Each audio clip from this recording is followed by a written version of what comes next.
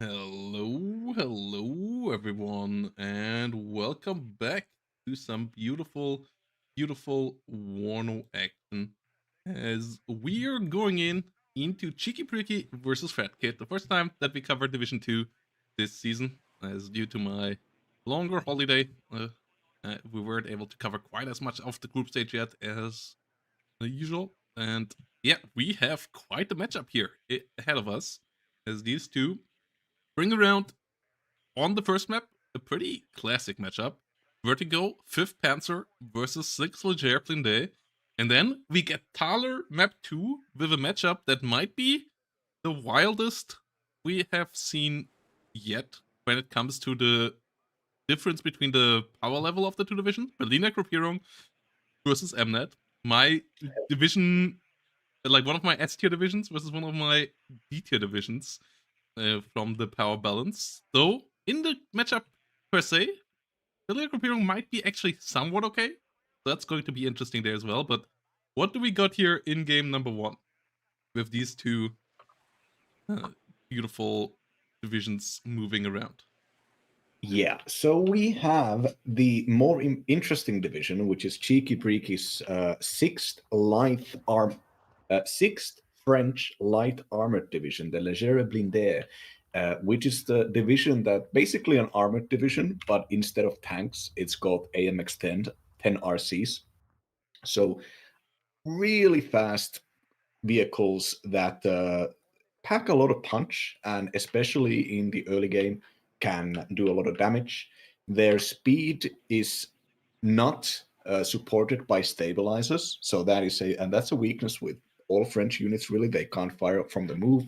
But the AMX-10s themselves, they have incredible acceleration. There are so many great tools in this in Six Leger to do great opener aggro, but it is famously weak at the late game. It can bring out the standard French goodies such as excellent ATGMs. It's got pretty powerful infantry squads, and nowadays also decent logistics. But most of its main core fighting forces are going to be most relevant in the first 15 to 20 minutes. So looking at those units here now, Gazelles, both the Celtics, which are the anti-air helicopters, AA helicopters in this game, excellent right now, great value, very reliably kind of can push out and keep enemy bombers out in the early minutes. That they can be destroyed, of course. These are only Gazelles, but the Gazelle Celtics don't have to get close enough for enemy AA guns or manpass to deal with them. So just a reliable standard opener. Gazelle Canons with their 20 millimeters, reliable, good damage dealers can, if they can hit a transport vehicle or a lightly armored vehicle, such as the Fuchs Racit or just a standard infantry transport, they can pretty easily destroy them as well. Not the most efficient against infantry because they only have 4 health, so even infantry units can shoot them down, of course. But the main event here will be the Caraps, the French assault special forces with airborne deployment, LRAC, so not the best, but still good AT weapons and good infantry. And to oppose this, we have the German 5th Panzer, the German heavy tank division, the West German heavy tank division, Juggernaut, being played by Fatkid. And Fatkid is playing disturbingly standard. There is barely any, like, there is barely anything odd about this attack. The oddest thing might be the fact that Fatkid seems to be opening up. I don't even really have anything to say about this. It's two light tanks, two Roland twos. There is a leader. There is a large front line of infantry, and a few ATGM helicopters and Palamilans here to kind of prevent the enemy from doing breakthroughs. Really, right now, this is Cheeky's game. Fatkid is very clearly deploying in a way to try to delay the game as much as possible. Yeah, and the push of the crabs and the gazelles here coming in for Bravo is going to be a problem for Fatkid. If you get pushed out of Bravo and the enemy can especially get with infantry into the forest behind it, as 5th Panzer, you have a problem, because your infantry is not good at cleaning out enemy infantry on its own.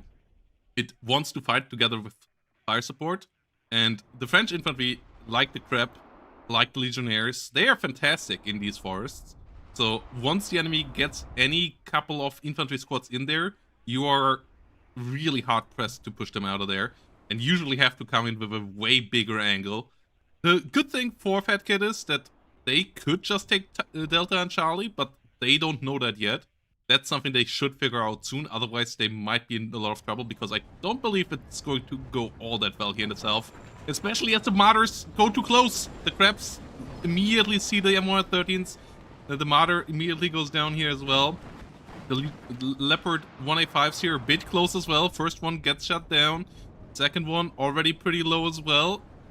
The Leo should smoke. It does get shot back. Gets the MX-10, but it does go down to it as well. And yeah, that means the Crabs will clean out the rest of the units here on the front line. So the southern point of Bravo will fall to the blue team.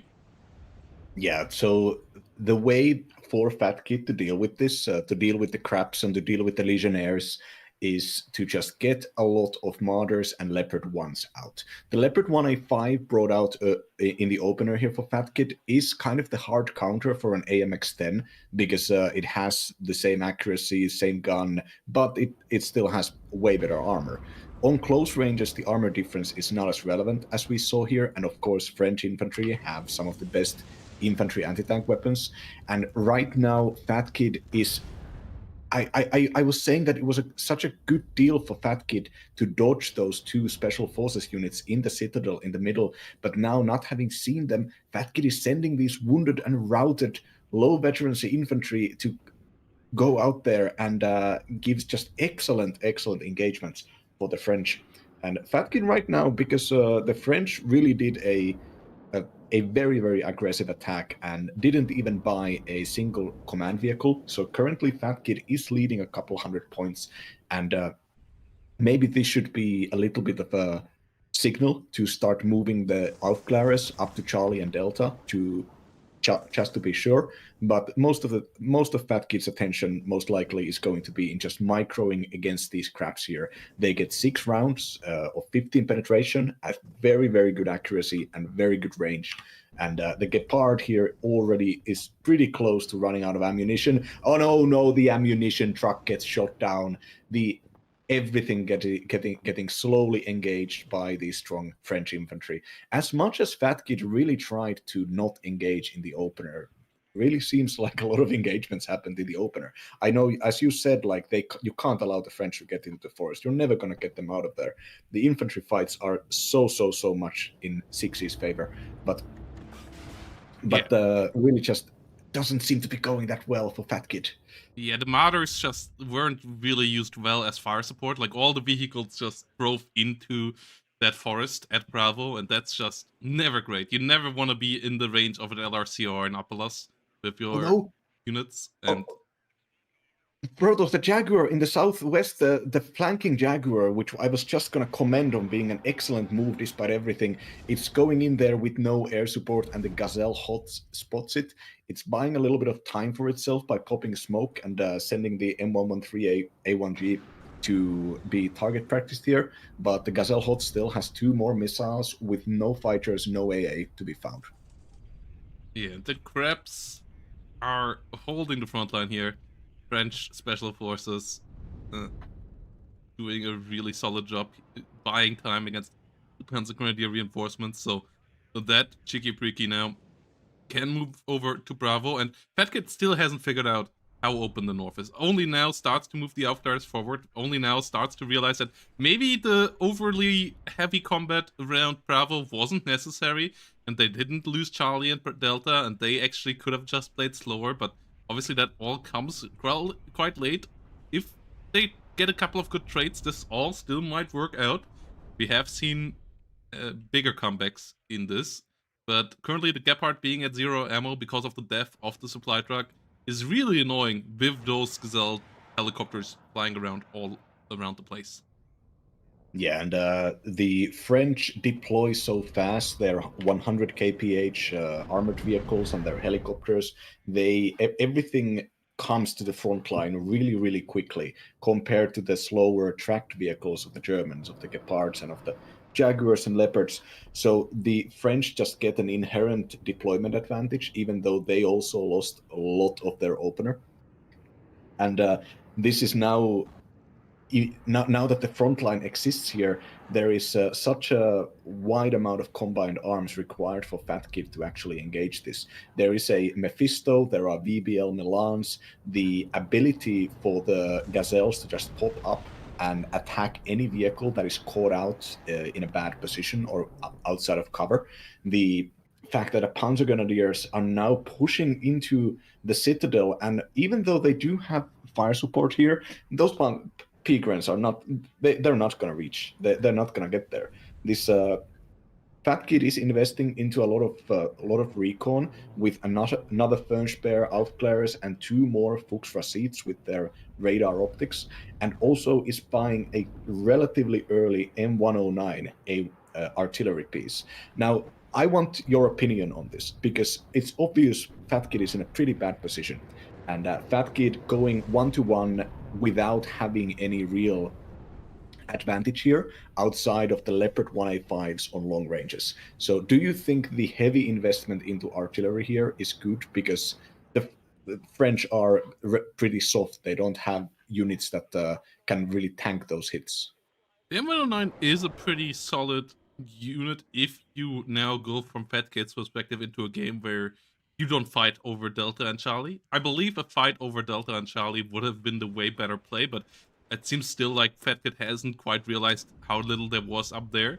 Gets a P4PC gifted to him by the enemy there, and does get a couple of MX-10 RCs killed in the south at the same time. So trades here lately, not that terrible for Fatkid. They have been quite okay. Just needs to repair the damaged units behind the lines. Has an MR13 ammunitions truck there, but that's a bit too little to get all of these repairs going.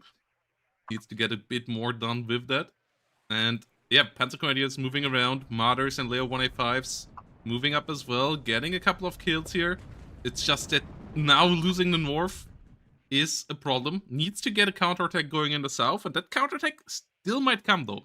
Both sides here with a bit of miss-micro in the southern engagements, and the MX-10 RCs being lost. Finally, the Martyrs are in the spaces where they want to be as fire support, and the Leo 1A5s are still around in decent numbers, 3 of them here, and that could give Fatkid a decent capability of shooting down the couple of Mephistos and so on down here, and then actually siege Alpha.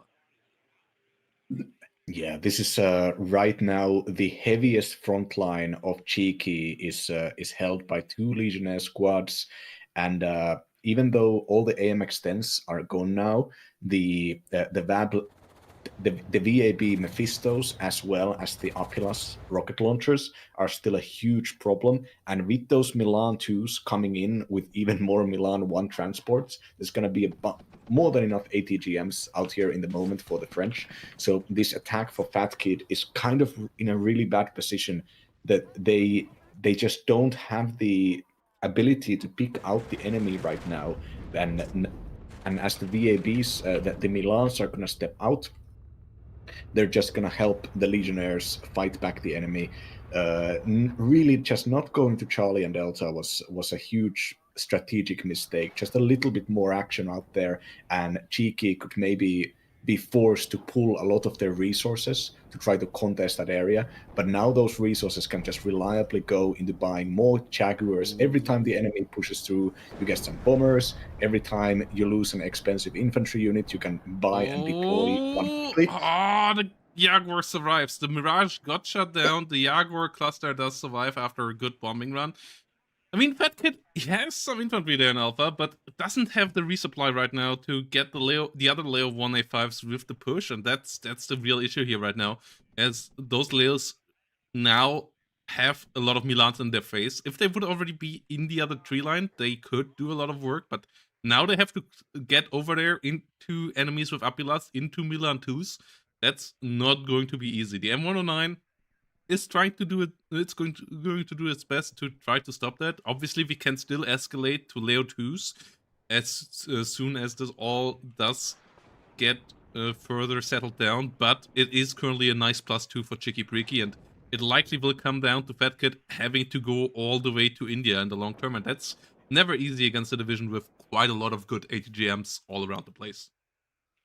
Yeah, it's the Fatkid seems to be driving into the eventual concave, like the not having the ability even to contest the citadel in the middle. The first pair getting pretty close is a decent idea here, and they will be able to use the M109 artillery to slowly weaken the enemy in the middle. But still, like, Fatkid's forces are concentrated so deep, and even though there's a bunch of Gepards here, and in numbers they'll start being able to threaten and destroy planes, the Jaguar clusters and the Jaguar HEs and the ability to just pull out a bunch of planes to punish the enemy whenever they commit is so essential for the French right now. And now we can see this wide front line of ATGMs. There, you really can't deal with that with just a single artillery piece, and you can't deal with that with Leopard ones. You just cannot. You have to smoke it out. You have to do something else. And the infantry numbers coming in here for Fatkid, the Siegerungs and the Panzergrenadier M113s, which are the largest squads, kind of speaks of Fatkid wanting to start doing infantry assaults now. But Fatkid is even wasting his F4F here. That is a bit wasteful when you need to deal with the Jaguar clusters. Like, strafing down a VAB, not that amazing. If it would have strafed down the Milan 2 fire team and actually killed it, okay, but even then, a bit of a weird decision. The Jaguar here on a good position gets a Legionnaire though, and we got a couple of good kills here lately. Like, the issue of the French is still that they don't have good fire support against infantry. They have a good amount of 50 cults around, but neither the AMX-10 nor the 50 cal really can compete as fire support with the Leo 185 and the Martyrs on the other side, so you need to get your infantries into spots where the enemy can't use their fire support efficiently, and then zone the rest out with ATGMs, and that can be broken once the ball is going up big enough here. Question is just, can Fatkid escalate it quickly enough to do so? And losing a Gepard there is really a loss that you can't afford when the enemy has those Jaguars flying around everywhere. And Roland 2's also an interesting choice here. Like, because, yeah, Roland 3's way better against those fast aircraft. So Roland 2 here not being seatable and being better against drones and stuff. Like, I get where they're coming from, but it's still a bit of a weird choice to use those here, especially when you have Zwillinge already. Yeah, and just in case we have some new viewers here, please do not mistake the West German anti-tank tank hunter Jaguar 2 for the British French strike fighter, also called Jaguar. It's not something that guys like me and Protoss really register at this point. Yeah, it's just like everything, every nation having a Lynx at this point. Like, looks Lynx, and so on. Like, every nation has it. Polish have it too. So, it is what it is. We like our cats. Infantry attack happening with these APCs supporting here, so the Legionnaires are gonna just get a bunch of free kills against very cheap targets. Leopard 185 going in there.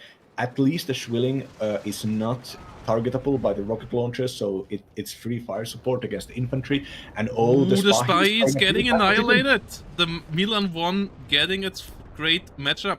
That's the perfect matchup for the Martyrs Milan 1. It does one-shot them, and it does one-shot them as efficiently as possible with the ATGM of 17 pen. So that is good. The Jaguar cluster here, though, coming in clutch again, and the Roland 2 missing. So that Jaguar likely, yes, it will get out once more. That's where the F4F would have been helpful. That's where the other Gepard would have been helpful.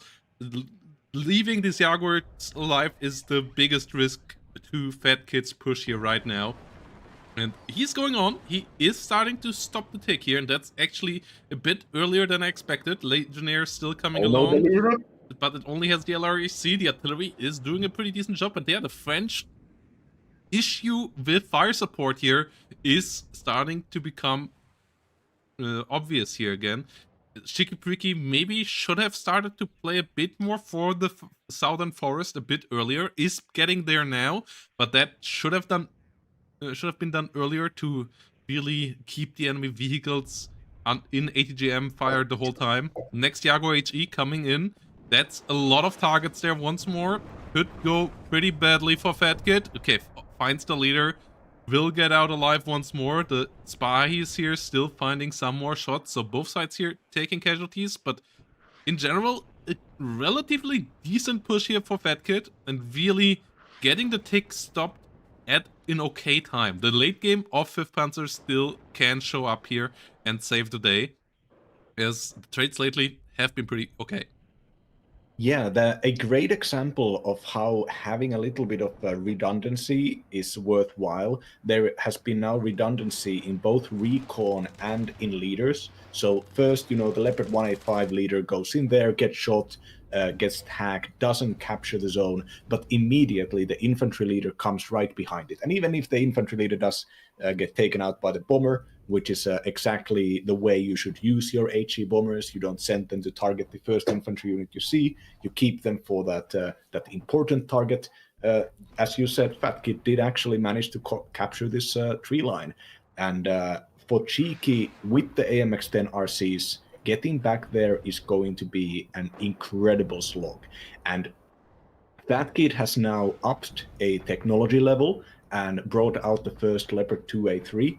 The Leopard 2, especially in long ranges, is not really challengeable by the Spahis, so it is a reliable win tank fight button, and still vulnerable to Apilas and Milan 2s and Hot 2s, of course, but it's very mobile, and also it can fire very accurately on the move. Great tank, the Leopard 2. Big fan of it.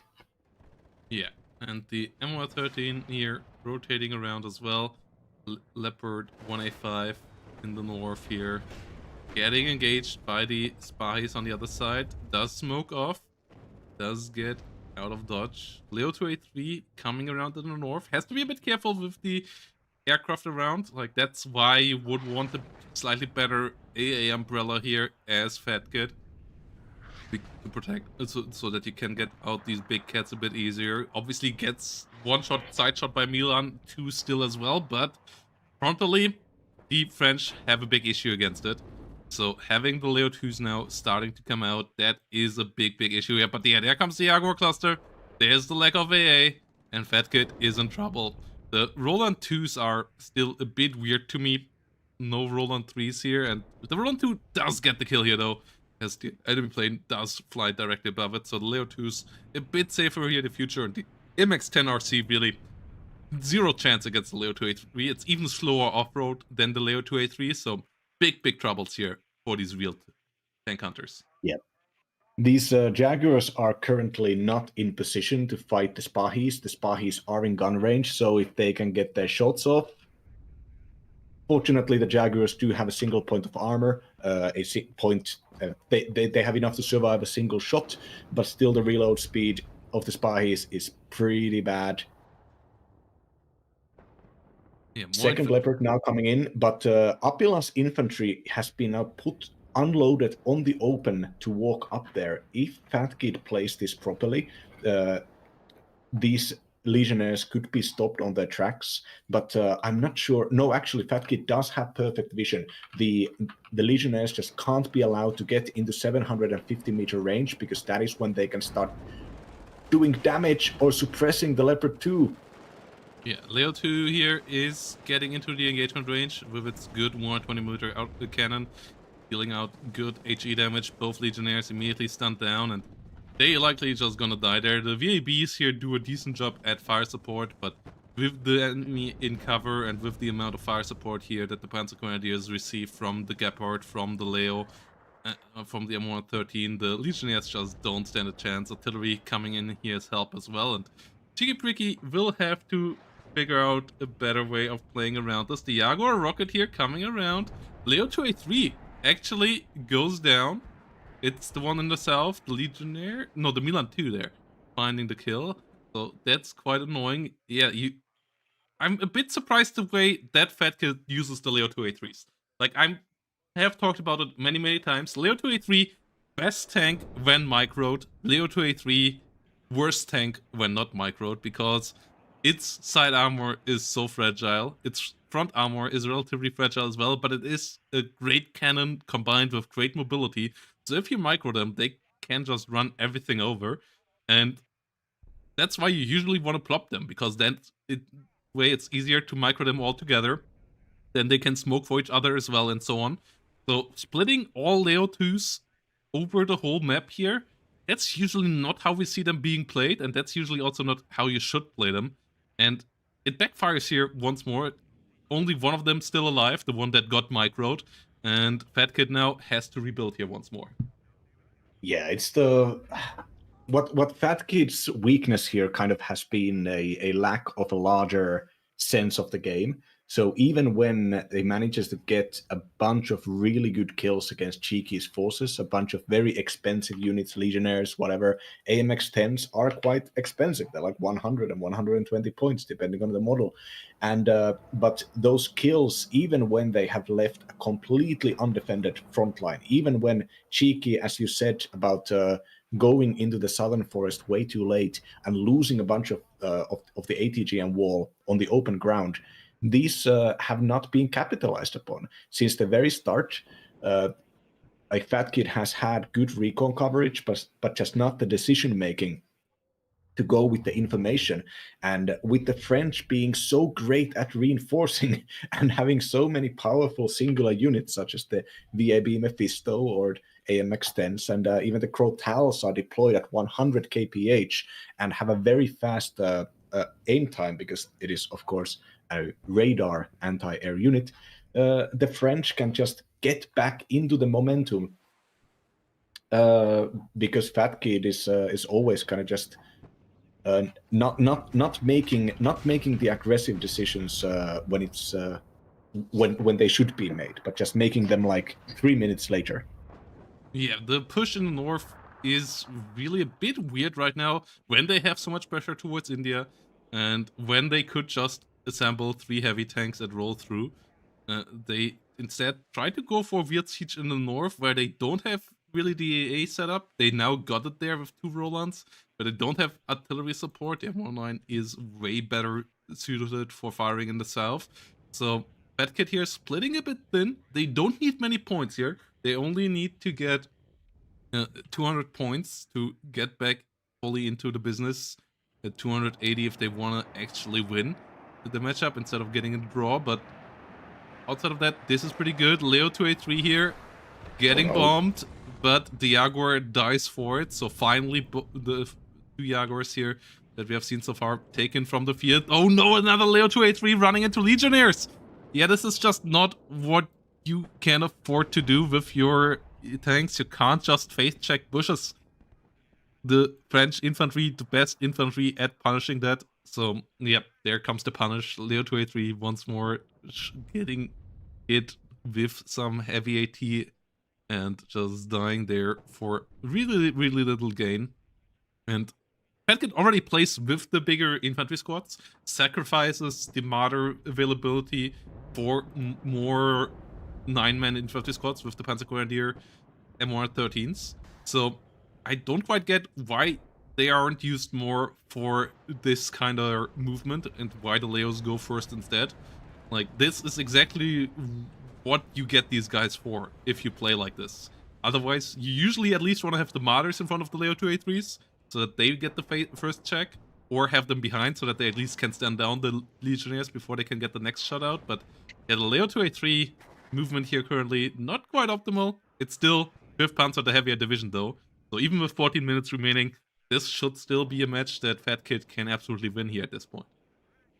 Yeah, very, very interestingly, Cheeky bought 2 AMX-10 RC leaders to just do some frontline duty, and that could have been a misbuy. But also, if the AMX-10 tab is already empty, that's pretty bad for Cheeky on the long run. Because if there is something that 5th Panzer can actually afford to lose a little bit too much, it is Leopard 2s. It can't Leopard 2A3s. It can't afford to lose the Leopard 2A4s, which in this matchup are the power difference is not that relevant. You know, the 1 damage and the 2 armor, but Nonetheless, there are more of both of them left in the deck, I presume.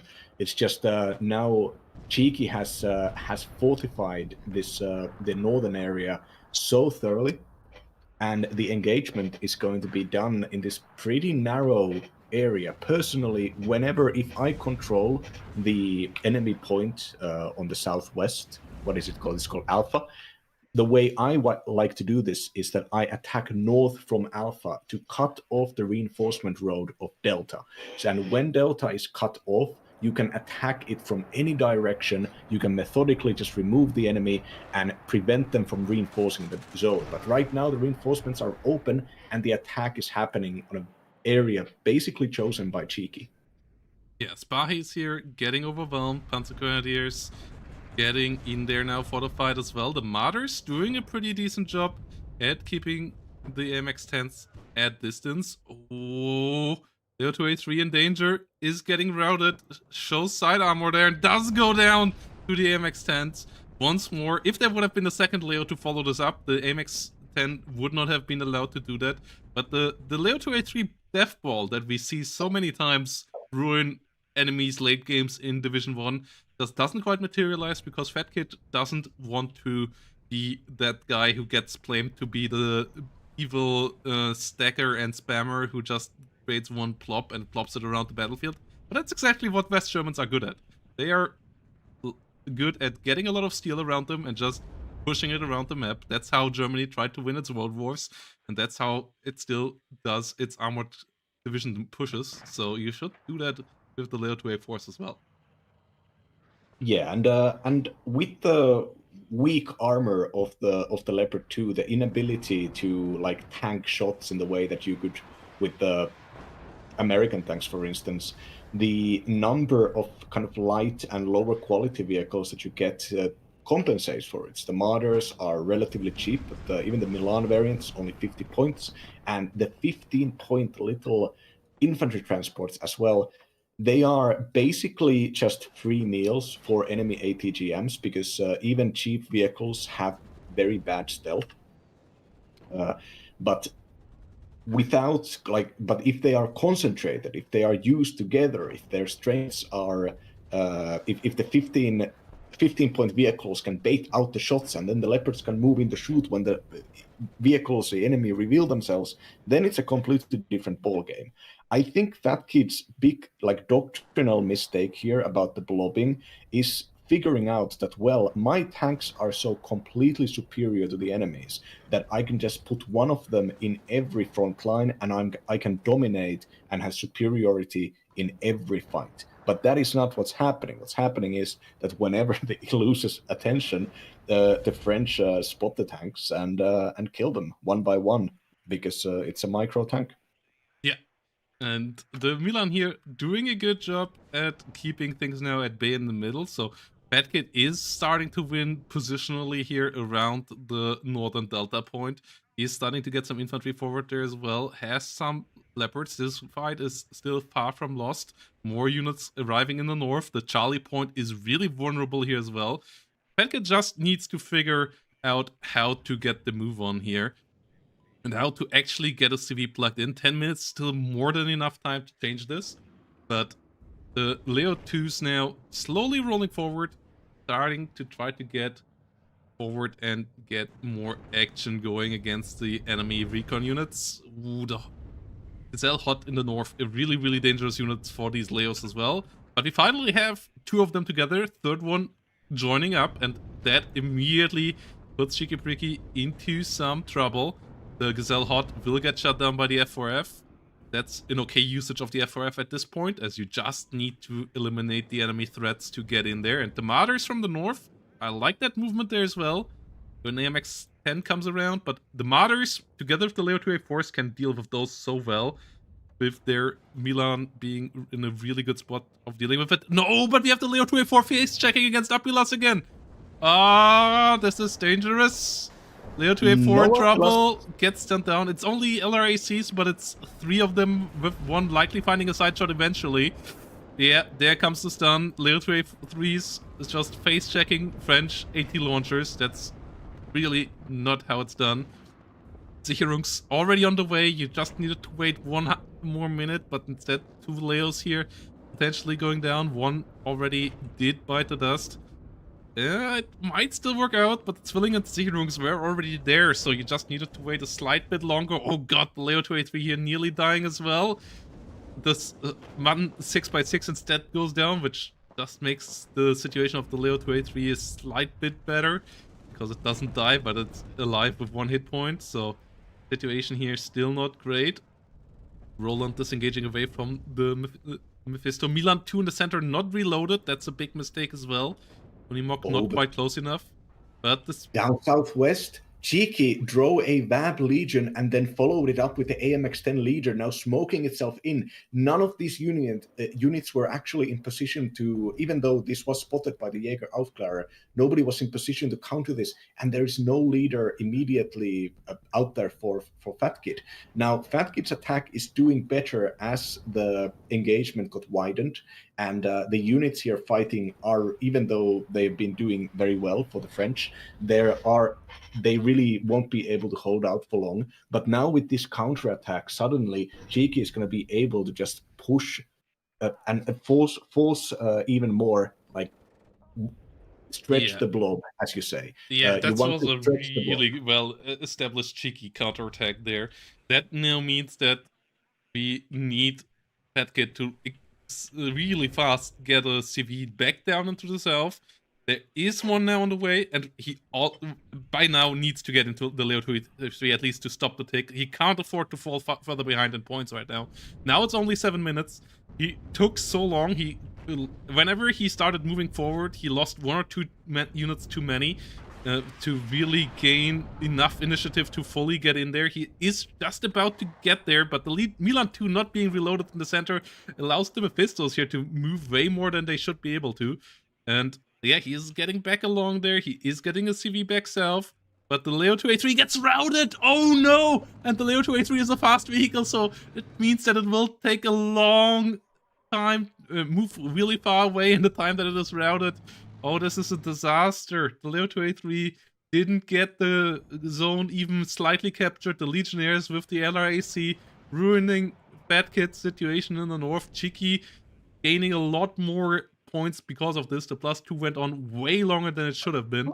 And yeah, this might just win him the game here. Now it's 300 points. This is going to be really tough for Fatkid to change.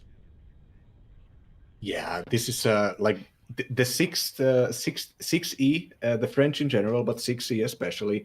It's just so good at reinforcing. Everything is so strong, and everything comes out so fast that in this sort of a running battle, when you have the enemy into a standstill, they're just so great at getting back there. The battle in which 6E is basically completely worthless would be if there was an armored blob, but unfortunately, Fatkid's attempts right from the start of doing like very quick aggro, or not really very quick aggro, but still, you know, to keep up the attack, it hasn't really worked out that well. And I sympathize. I am the attacking player. I always attack. No. It doesn't even get the capture. It doesn't even get the capture. The +1 here continues on the other side. The Leo 2 plop just got completely dismantled. French ruining the Leo 2 even more than they did it with their whole Leclerc pulling out and getting back into the main battle tank development project. Oh my goodness. Milan here getting around. Milan 2 killing the VABs. West Germany getting ruined by France once more here. Yeah, it's as I was saying, I am the player personally who attacks. I always like to be on the aggro. I don't really do that sort of slow armored play style. It doesn't fit with my personality or whatever. But that is why I despise playing against 6E, because 6E can always have the aggressive stance. Oh no! Oh no! The M577 goes down to the Mephisto as well, as it took the wrong pathing. The quick move was put onto the wrong spot in the zone, and that means that it showed itself there instead of going through the forest. So yeah, MX-10 RC getting back in here in the north as well. The French doing it again. Light forces all around the flank. So, yeah, job really well done here by CheekiBreeki, dismantling Fatkid's pushes time and again. It was at this moment that Nathan knew. He fucked Oh up. no, another recon unit now taken out, so that it's even more difficult for the fire support to actually do something. The next two fire supports are going to be a Leopard 2A3 leader and a Leopard 2A4, and with only a single Aufklärer out there in the front lines, and even that one is in a pretty bad position. It's not going to be able to spot those ATGMs when the Leopard would want that to happen. And yeah, now that +2 is happening, it's 3 minutes left. Yeah, Cheeky just played exactly the kind of game of 6C that you want to play. You want to play to your strengths. You do infantry attacks and you do ATGM defenses. And your infantry attacks move in tandem with the AM extents. And even though most of the AM extents, and maybe even all of them, have actually been taken out by Fatkid, that was never the load-bearing part of the division. What is load-bearing about the AMX-10 is the recon variants getting forward deployment and being able to help with the initial offense. After that, the Milan 2s can deal with most of the damage, and it is okay to lose the AMX-10s and not trade as well with them. And you need some kind of fire support anyways, so might as well. Yeah, AMX 10 RC PC goes down in the north, Sicherungs and Panzer Grenadiers moving around, Leopard 3 getting into the zone there, starting to capture it. But yeah, it's all a bit too late here, only 2 minutes remaining, no push here towards the south, and really the Schwerpunkt tactic, you have to use it when you play the West Germans. You can't go against their doctrine. It's one spot that you need to focus, and then you need to break through there, and then you need to go a bit too deep, and then you need to regret that you went too deep, and then you have to do it again. But don't spread out with 5th Panzer. It's not going to end well. And yeah, GGVP here, CheekiBreeki getting the victory, losing the KD, but it didn't really matter. Like, you just needed to hold, and that did happen here. Job well done by Cheeky getting the 1-0 in this matchup.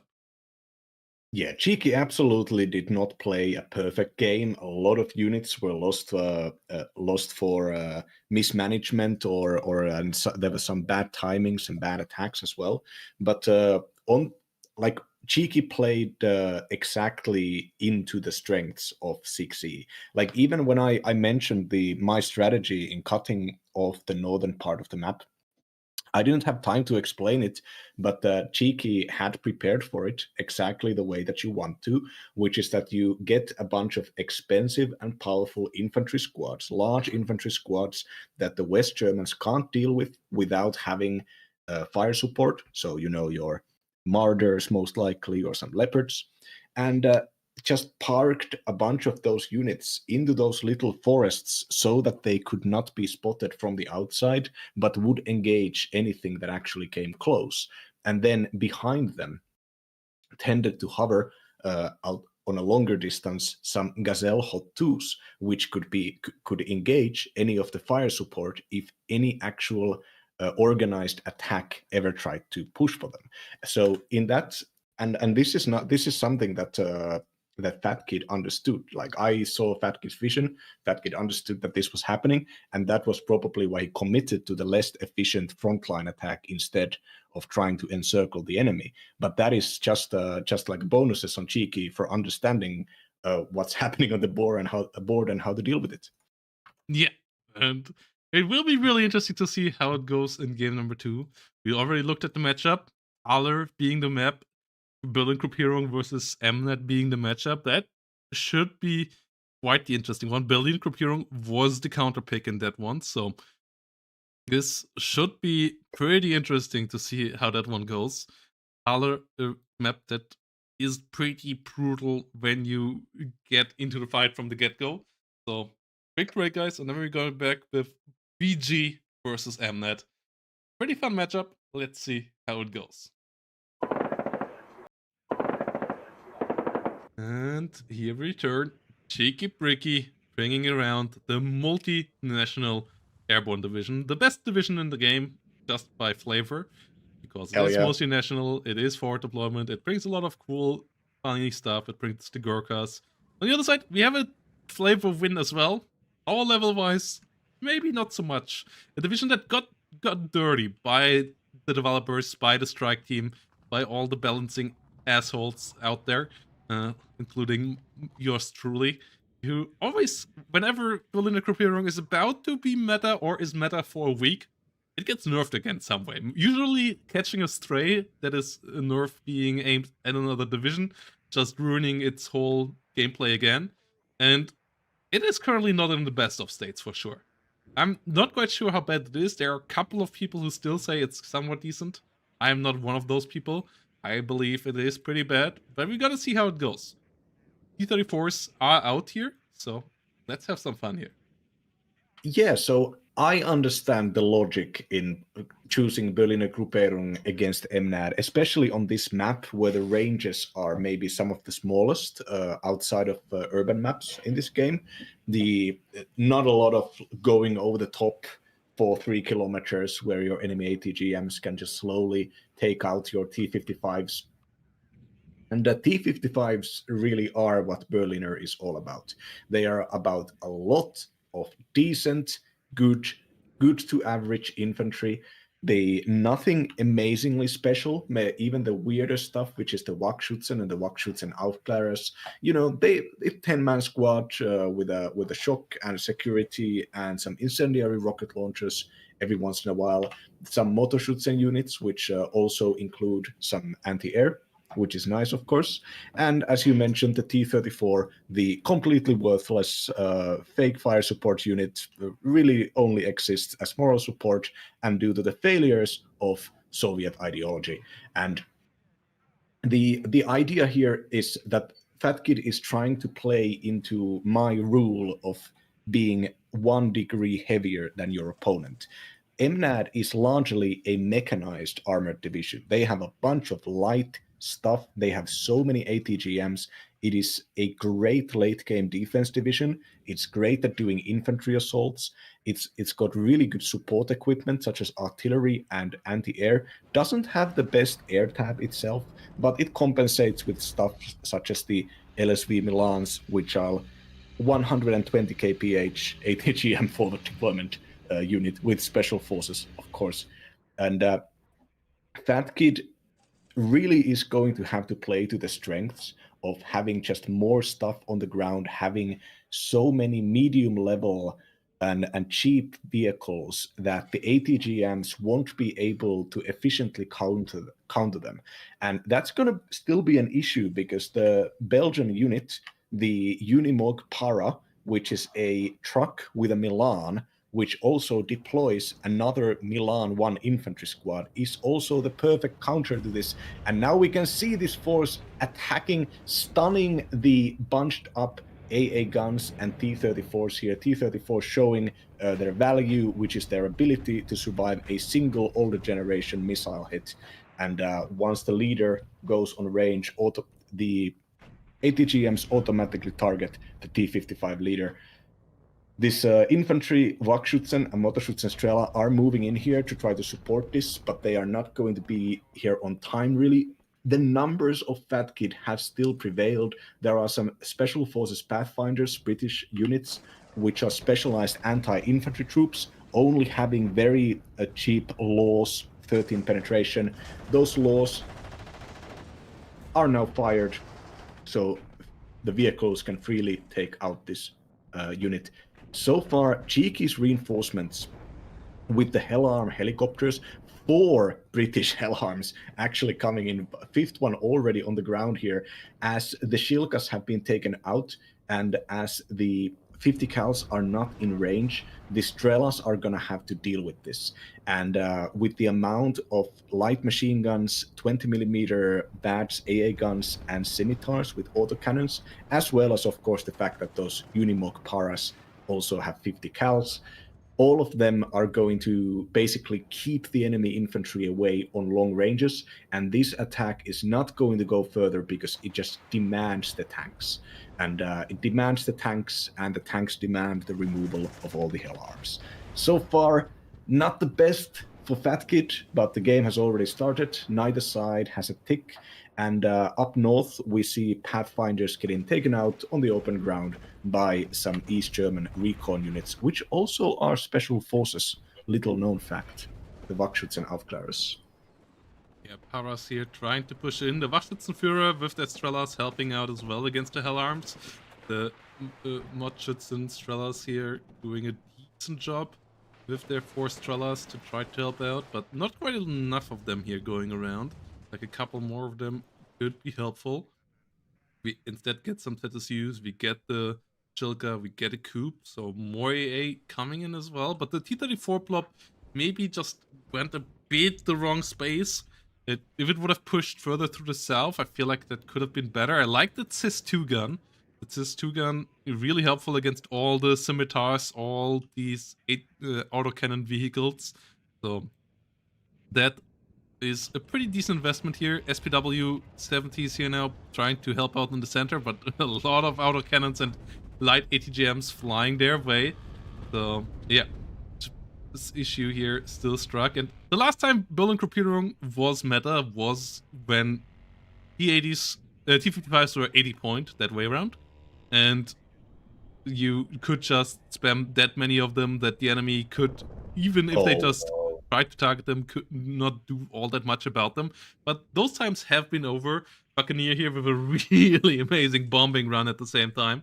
And the T-55 plop is not really working out, especially not in a matchup against, like this, where the enemy can usually whittle them down from a long range because they don't have smoke. So situation here for Fatkid still not great. The Wachschützen move forward, gets a couple of kills against some helicopters, but the autocannon vehicles currently are the issue that he can't deal with, and there is no real solution around for this right now. Yeah, it was like the T-34 opener certainly was something, but I think there should have been just more T-55s mixed in there. You can't just have pure T-55 because you're still getting hard countered by enemy tanks. You don't have enemy ATGMs. You don't have smokes, and this thin area, it's not going to be cost efficient if you have the just T-55s. But mixing them up like half and half could actually have done something here. But unfortunately, okay, well, no, we have a flame tank coming in. Flame tank with 5 supporting T-55s, and unfortunately, 4 of the Lynx Hell Arms are still surviving, and they're going to be resupplied probably pretty soon. Cheeky is sending some quick and cheap infantry reinforcements in the form of the Dutch Mariniers, which are infantry units with no AT weaponry. So, but there is more than enough AT weaponry here, though, as soon as Cheeky's ATGMs all get reloaded. Yeah, Mod Crancer getting overwhelmed the VADS, but the Wachschützen here being a bit wasted as well. Like, you can't afford to lose your good infantry squads easily in this matchup either, because the infantry of Mnet is pretty powerful as well. So if you want to face them with your own quality infantry, then you have to keep the core of them alive as well. So that's a bit of an issue. We have the big next T-34 plop running around, TO-55 trying to help out as well, L-39 here trying to exploit a bit of the lack of enemy AA. Not even killing the scimitar though, with the 500 kilogram bombs dropping a bit further away from each other. Usually better against infantry plops than against vehicles, and the L-39 needs to get the hell out of there, doesn't want to get under fire. The T-34 plop trying to push forward, but it's not good against enemy infantry ATGMs in buildings, so that's a bit of a problem. Ammo is running low here, but there's a striker now as well, so situation still critical. T-34 doesn't even spot it. Like, these pushes here currently a bit too uncoordinated to really scratch Mnet, and at the same time CheekiBreeki taking control over the northern point on a +3 here. This is a big problem for Fatkid now.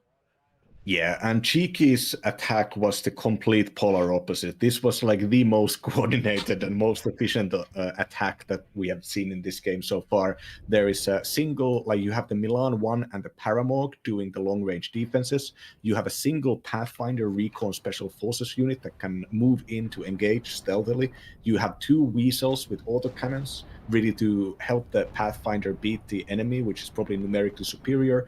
And then you have a Mistral to just make sure that the enemy doesn't send a helicopter that way. Just perfect unit composition, no point extra paid for that attack. And Cheeky controlled it quite well.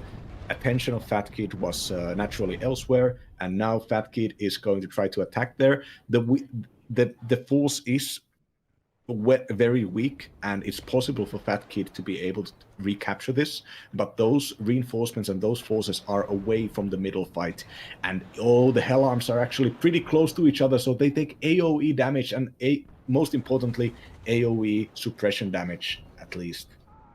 Yeah, the southern push here of Fatkid not working out, the Mariner plus Striker still clean it up, but at the same time, he starts to get back into the north to at least reduce the take there a bit. Wachaufklärer getting a bit through the forest. CheekiBreeki has to be a bit careful to keep the cohesion of his combined arms around as well. You don't only want to have autocannons, you don't only want to have ATGMs at a place. You don't only want to have Mariners without AT weapons at one spot. You want to have the combined arms still as Mnet. The good thing with Mnet is you can get the combined arms super cheap, but you still have to get it to every place on the battlefield, and that's currently not quite the case. So has to be a bit careful there. Otherwise, stuff like T-34s and Matcherino partially can be really successful. And yeah, Mariners here now checking the south. Just 2 there in a good spot to deal with the Weasels. So situation here still not over for Fatkid. The Berlin Gruppierung shows why in these kind of matchups where it doesn't have to deal with heavy tanks, it still can be a pretty decent choice. But the Buccaneer coming around for another great run, likely in the north here.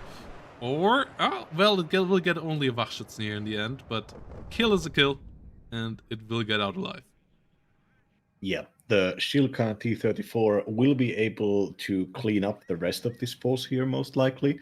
And the question is Fatkid gonna just try to rush into Bravo, take the WAC leader unit, put it into a transport, and quickly move it in, because the most powerful infantry unit of Mnad, the Gurkha rifles, are deploying currently in middle of this force, and if Cheeky just puts them into Bravo, it's going to be basically impossible for Fatkid to take care of it quickly without air support. Would a pack MP-12 with the Rapira in the middle getting overwhelmed by the Mariners, getting overwhelmed by the Scimitars as well, so the center push here of Fatkid completely fizzling out, playing full defense now in the south as well, but the blob power here once more not being quite at the right spots.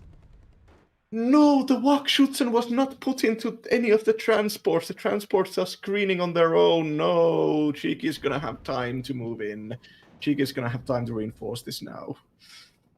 Yeah, Gurkha rifles already in a good space. Lynx coming around, another HGM coming around, Scimitars on the way in, and Fatkid still trying to play the white game here once more, being a division that is not terrible at it, but likely weaker than the other side. Trying to maybe force those legs of combined arms, but so far, Cheeky has done a relatively decent job at getting the combined arms together. Striker in the south now being caught out a bit, but Cis doesn't even see it right now. Ooh, that is annoying. The SPW trying its best there, but at the same time, all the vehicles in the north go down. And yeah, the T-55s here in the middle, they can do a decent job with their fire support and all, but they're once more engaging at slightly too long of a range where an ATGM could potentially find them. And Haller has surprisingly long ranges at some stretches, but it has a lot of options to get really close fights in as well. And usually I feel like Fatkid should fight a bit closer than they currently are. Yeah, this is I really think that the fact that the T-55 and the TO-55 and even the T-34 in some matchups is kind of superior to the vehicles of Mnad has led to Fatkid trying to once again apply tank superiority in the wrong way. In the last game, we saw the same thing with the Leopard 2, where the Leopard 2s would just try to handle whole portions of the front line, were not controlled and microed, so they got taken out. And I think here is a similar thing going in with Fatkid, where he just trusts the supremacy of the mech a little bit too much. And here we can see how a single pure 65-point Milan 2 is not detectable by the tanks. They need separate recon units to spot for them. And there go the flame tanks. Yeah, Milan 2, they're in a really, really good spot. And the combined arms just not affordable anymore here now for Fatkid. Fatkid is struggling to keep it together with recon, with light vehicle support. And Cheeky, being ahead now, can just always punish the one thing that is not there and get the rest killed. Gurkha Rifles here with the Law 80 now in a perfect spot, murdering infantry units coming in. And yep, this is just really far behind Fatkid right now. And Berlin Gruppierung is not good at playing from behind. They usually want to fight with the efficiency and with that one wall that goes through, but Fatkid brought it to the wrong spot at the beginning, and ever since hasn't been able to really get that blob assembled. Like, usually you blame people for blobbing, but in both matchups so far, Fatkid has failed at blobbing correctly. Yeah, this is Fatkid releases a little bit of a WARNO newsletter regularly. It's called the WARNO Dispatch. It's fun and it's not too much. It's well written, so if you are just interested in the kind of stuff, or you don't want to watch every single tournament but are interested in any important games that happened, the WARNO Dispatch is a good place. I'm going to put the link tree into the middle. If, of course, there are spoilers for this current game, but you know, at this point, I think it's pretty clear that Fatkid is kind of on the ropes here. Yeah, but yeah, I recommend you consume that content.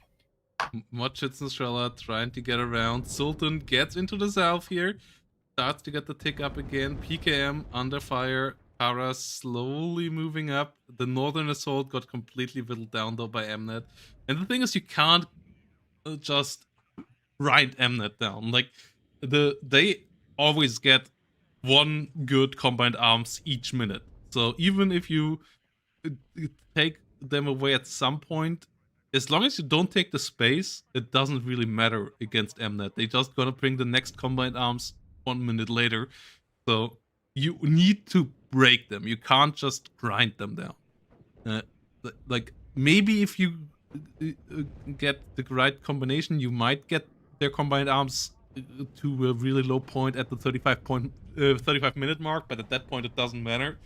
Compared to other airborne divisions, you just can't play the grind match against Mnet. You need to break them, and that wasn't really what Fatkid went for here. Fatkid tries to fight them at every space, and then there is just the lack of efficiency of Berlin Gruppierung that currently keeps them down, showing off. Like, they're just not as efficient as a light division like theirs has to be, that doesn't have forward deployment, that doesn't have any fancy tanks, that doesn't have any fancy planes. It needs to be fully efficient, and it doesn't have that, and that's really the issue here right now. Yeah, especially with Talar being such a small map and MNAD being such a ATGM-dependent division, I was really surprised to not see Fatkid use any smoke at all at any point. Even just in the start, a single salvo to the kind of southern side crossroad of the middle point, Delta, just smoke that out and get in close with your stuff. You have T-34s. You're going to lose them anyways. Just drive them under the minimum range of the enemy and you know, try to get everything out of your vehicles and your SPW 70s, your combat frogs. The like MNAD is maybe the only airborne division that is actually properly good in the late game, and it really is, I think, just the fact that they do get support equipment, and even like the medium level of support equipment that they compensate for by losing a lot of like air power. is more than enough to help this division to survive. Like they can excel at every task except like the traditional airborne task of air supremacy, but they also do get like dark fires, which are excellent radar AAs. And having like the endless amount of like 35-point weasels, which is a autocannon unit with 6 health, but it's an autocannon unit. And it's got 70 kph off-road speed. And the Unimog Para, which is a 35-point unit with a 50 cal and forward deployment and a Milan launcher. And it transports a unit. It's 65 kph off-road. There is so much potential here. And so much potential for both attacking, supporting like very strong infantry units such as the Pathfinders, or very efficient infantry units such as the Mariniers, and then also you add in just endless ATGMs of every variety, all of them powerful. It's I am surprised that MNAT is not played more, but as an MNAT player, I really think it's because it's just a little bit wonky. It's not immediately obvious what you're supposed to do. I think the bomber buff, the buff to the high altitude bombers, is gonna be the thing that we look at for having finally turned MNAT into a mainstream division. Yeah, Wachschützen pushing forward, SPWs trying to get around. We finally saw a decent push in the south, but Fatkid once more not going for kill, once more being fine with the trade, and then waited a bit of time, reinvested into another space on the map, and what you see is another combined arms assembling for CheekiBreeki within 1 minute, a couple of weasels, a couple of strikers, a couple of scimitars, and that immediately dismantles Fatkid's small push here. And yeah, that's why you can't just afford to stop with a push against Mnet. That's why you have to focus on breaking them at one spot and keep on breaking them there. But it is tough because they obviously can play wide and they always can bounce back, and that all whilst bringing in good stuff in the early game and usually getting the point advantage. So Fatkid now playing a decent game here with Berlin Gruppierung.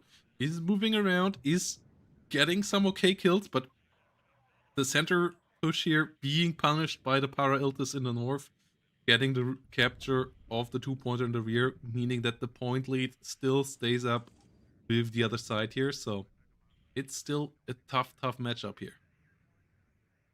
Yeah, we see the Gurkha Rifles leader is just going to land on top of the Motorschützen here. Chinook is a very durable helicopter and also a very fast one.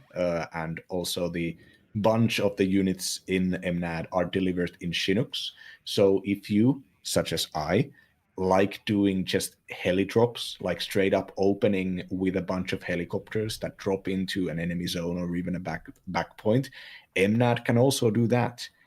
Like you combine that power with the super fast like LSV opener, where you get the special forces recon cars that can just Hot Wheels themselves into the enemy backline, and then like the complete polar opposite of that strategy, which is the spamming ATGMs and like cheap efficient units, it can do both of them. I don't want my beloved MNAT to become mainstream, but I think it's kind of inevitable. I mean, it is already mainstream. Sorry to break it to you, but No, it's Mix 90 has brought it there. Mix 90 has brought it to the mainstream, together with a good couple of YouTube videos of mine. MTLB moving around, and also the stats of it in the last couple of tournaments. It's just way too good of a division. It's one of the best divisions in the game currently. Like, yeah, I think in the last tournaments, it has benefited from the fact that people were not used to banning it. So you could get it into a place where you wouldn't necessarily get another powerful division. Yeah, F-16A coming around, trying to get here the coup. Actually saving the MTLB there together with the Mi-8. But not getting another shot out here right now. Needs to get reloaded fully. And Yeah, the Mnet is just running around it. The Berliner Gruppierung, I hope it gets something again, but it got left in the dust here now for a long while. It has been a meme. There were a couple of times where its infantry was efficient, but then somebody was like, oh no, that division that only has infantry going for it can't have efficient infantry, so all of its infantry got nerfed. And yeah, then it got the T-55, but that obviously was busted on other divisions, but it's the divisions with the most T-55As, so having good T-55As was really important for it. Now they're okay, but they're not great, and that means that you can't just win with that either. Its air tap is a pretty nice meme, but it's not strong. The ARM 70 were another time when those were good, when those were coming with 2 per card, because you had a good amount of cards. Could do a lot with those as well, but that got nerfed as well. So yeah, currently the situation here for Berliner Gruppierung is that it is not a good division at all, and you should not play it. You should not follow Fatkid's example here. Just leave it where it is. Play it in ranked if you want to have a challenge. Don't bring it into a tournament. Yeah. Protoss, trivia. Do you know what is the latest country in the last few years to have procured the Weasel from Germany? Wasn't it Bulgaria or something? Greece? South Korea. South Korea has decided to arm its airborne troops with the Weasel, and the Weasel being a quite old design, but still so unique in just the fact that it is tiny, and that apparently is South Koreans would not develop. It was so good that the South Koreans would not develop their own domestic modern alternative. Yeah, I mean, it does its job. Can be thrown out of a plane, out of a helicopter quite quickly, and it can mow down people with an autocannon, or get around there with an ATGM in a relatively fast platform that is bulletproof against light stuff. What else do you want?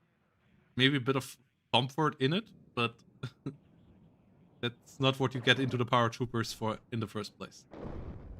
Yeah, I mean, like special forces and like prestige regiments generally have a certain level of like cult dynamics in which they repeat to each other that we are the special kinds of people who actually like being uncomfortable. We are the guys who like when we're tired and not sleeping and hurting and pissing ourselves.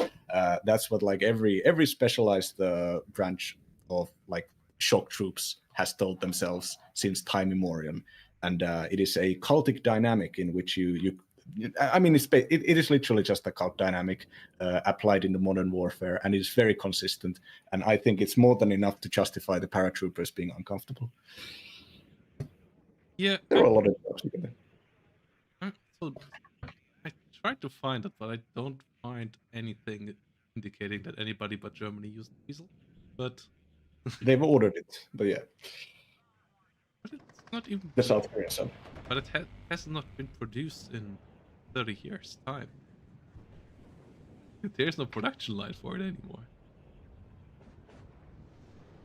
Are you sure you're talking about the right vision? Did I actually like sleep?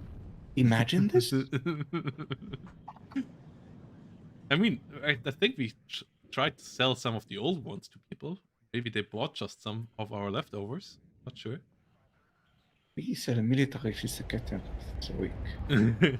Meanwhile, Buccaneers here coming around. We have a +1 here for Berliner Gruppierung. As yeah, there is something about the concept of this matchup that makes sense. Just it doesn't quite have the efficiency to do it usually in the long run. And it's only 13 minutes now to break the 1,300 point lead. And yeah, Cheeky did lose a good amount of forces, but as we talked about, that can be replaced at any given time here. Skyguard and ATMP getting the shut down there. More reinforcements coming in. More Gurkhas needed for the north. Another para there coming around. Cheeky just needs to be careful to not overextend too much here now in the next 2-3 minutes. And then this still should be fine, as there is a need of a +3 right now for Fatkid if they want to stick around. So yeah, 7.6mm MG goes down. TIS-2 pushes forward. Motschützenstrahler moving around. Yes, the TO-55s and T-55As pushing through the front. And yeah, Weasels and War Okay, Thunder so was sure the worst yeah, thing no, possible. I have realized now. So interestingly, generally when an event happens in Wikipedia, they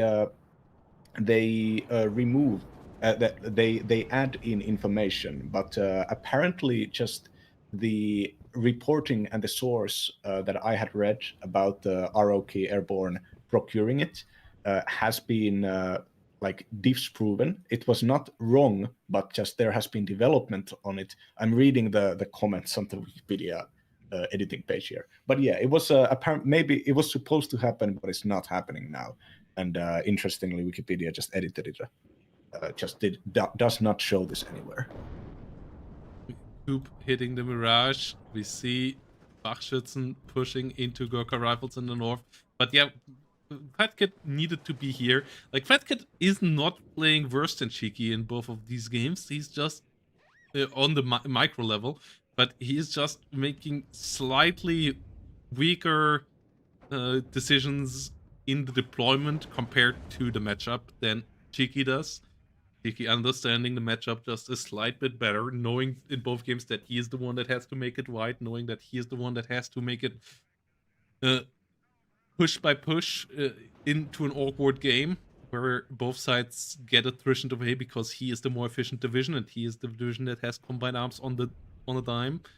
And Fatkid needs 2 minutes to bring out a good combined arms. Maybe even having the slightly heavier combined arms at that point.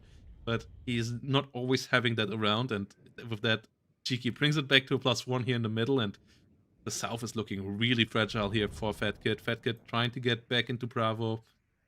Needs a CV in the south as well, though. The L-39's trying their best. But there is AA around here now as well. We have more Gurkha rifles being flown in by Chinook. So situation here quite bad. Yeah, in defense of Fatkid, apparently they thought that the 57mm World War II anti-tank cannons actually had HE, like other cannons in this game have, the Rapiras and all the rest of them, but they don't. So this was probably a little bit of a hit into the early game, but even then, I don't think the successful application of anti-tank cannons would have really necessarily made the difference. As we can see right now, there is still scimitars left in MNAD. You can still just heli drop Chinooks and get a Gurkha rifle down on the ground, and a Gurkha rifle can solo every single infantry unit in Berliner and like in 90% of the divisions in the game right now. And also vehicles, because it's got a low 80. Yeah, Buccaneers getting hit there. We see MiG-21 disengaging here. Well, we have Skyguard getting gunned down as well. Fatkid is getting back into the center, but it's 9 minutes remaining. Pick still not going on for Fatkid. Bachschützen still having to fight Gurkha Rifle, and reinforcements here still being able to come in. And Mnet just still being able to bring something that can deal with tanks, being able to bring in an autocannon that can stop infantry pushes, being able to bring in good infantry like the Gurkhas, like the Paras. So that's the power compared to other airborne divisions, as it also doesn't have to pay a premium on everything. Not everything here comes with the 5-point tax that other airborne divisions have. Only the important units do that you need for the early game. Most of the other units you can just buy on the normal price point, and that's what makes this light infantry division so efficient compared to something like 82nd Airborne, for example. Yeah, there are units such as the Belgian Paracommando, which is a 50-point infantry unit for 8 man with a single machine gun and a really bad anti-tank weapon, and forward deployment, of course, because it's an airborne unit. And even that is, I don't play it myself because there are so many good choices, but you can just take those and forward deploy them with their Paramorg, and that the Paramorg being the main character there. And you can get for 85 points a forward deploying combat unit of a mediocre infantry squad, which is still pretty large, 8 man, and a veteran C2, like 50 cal launcher and 50 cal, and also like long-range launcher. There is so much potential in this, and the only thing that like you really like can't do with MNAD is it demands the combined arms. Even with the Gurkha rifles being very powerful, very rarely do I find need to have more than 2 of them in anywhere really. Like the Gurkhas are nice because they have so much survivability that they can work with the weaker infantry units, go in, engage, and then run back to revive themselves, basically. Yeah, Me8 here trying to push forward. Bachschützen still trying to get the push in for that tick in the north, but only 7 minutes now remaining. 1,400 points difference. Only one CV here on the battlefield, and that being a slow T-55. Fatkid has attrition through a lot of their CVs already here at this point, and Cheeky is still able to get more units out. Has no CV on the battlefield either, so couldn't even do that much about things if things would get captured here right now, but they aren't being captured, and that's the big difference. And Cheeky is still able to get some more units around. Even has a Gurkha leader here. Unit Chinook now in the rear that might just try to go and get by the enemy. Yep, will go into the mountains and try to get into Foxtrot. Might fail at that because there is a coup around there, but it doesn't really matter. The +1 that Fatkid will get in a second here with the capture of the north won't be enough, and the +3 that he might get by capturing Delta won't change that much either. Another rifle leader here actually trying to move towards Foxtrot. 1 hit point there in the south. I did miss that earlier, but the situation here really, really solid for Cheeky. Cheeky played this like you need to play it with MNet. Didn't really execute the micro all that well, but did execute it well enough that the BG just couldn't quite keep up there for 30 minutes.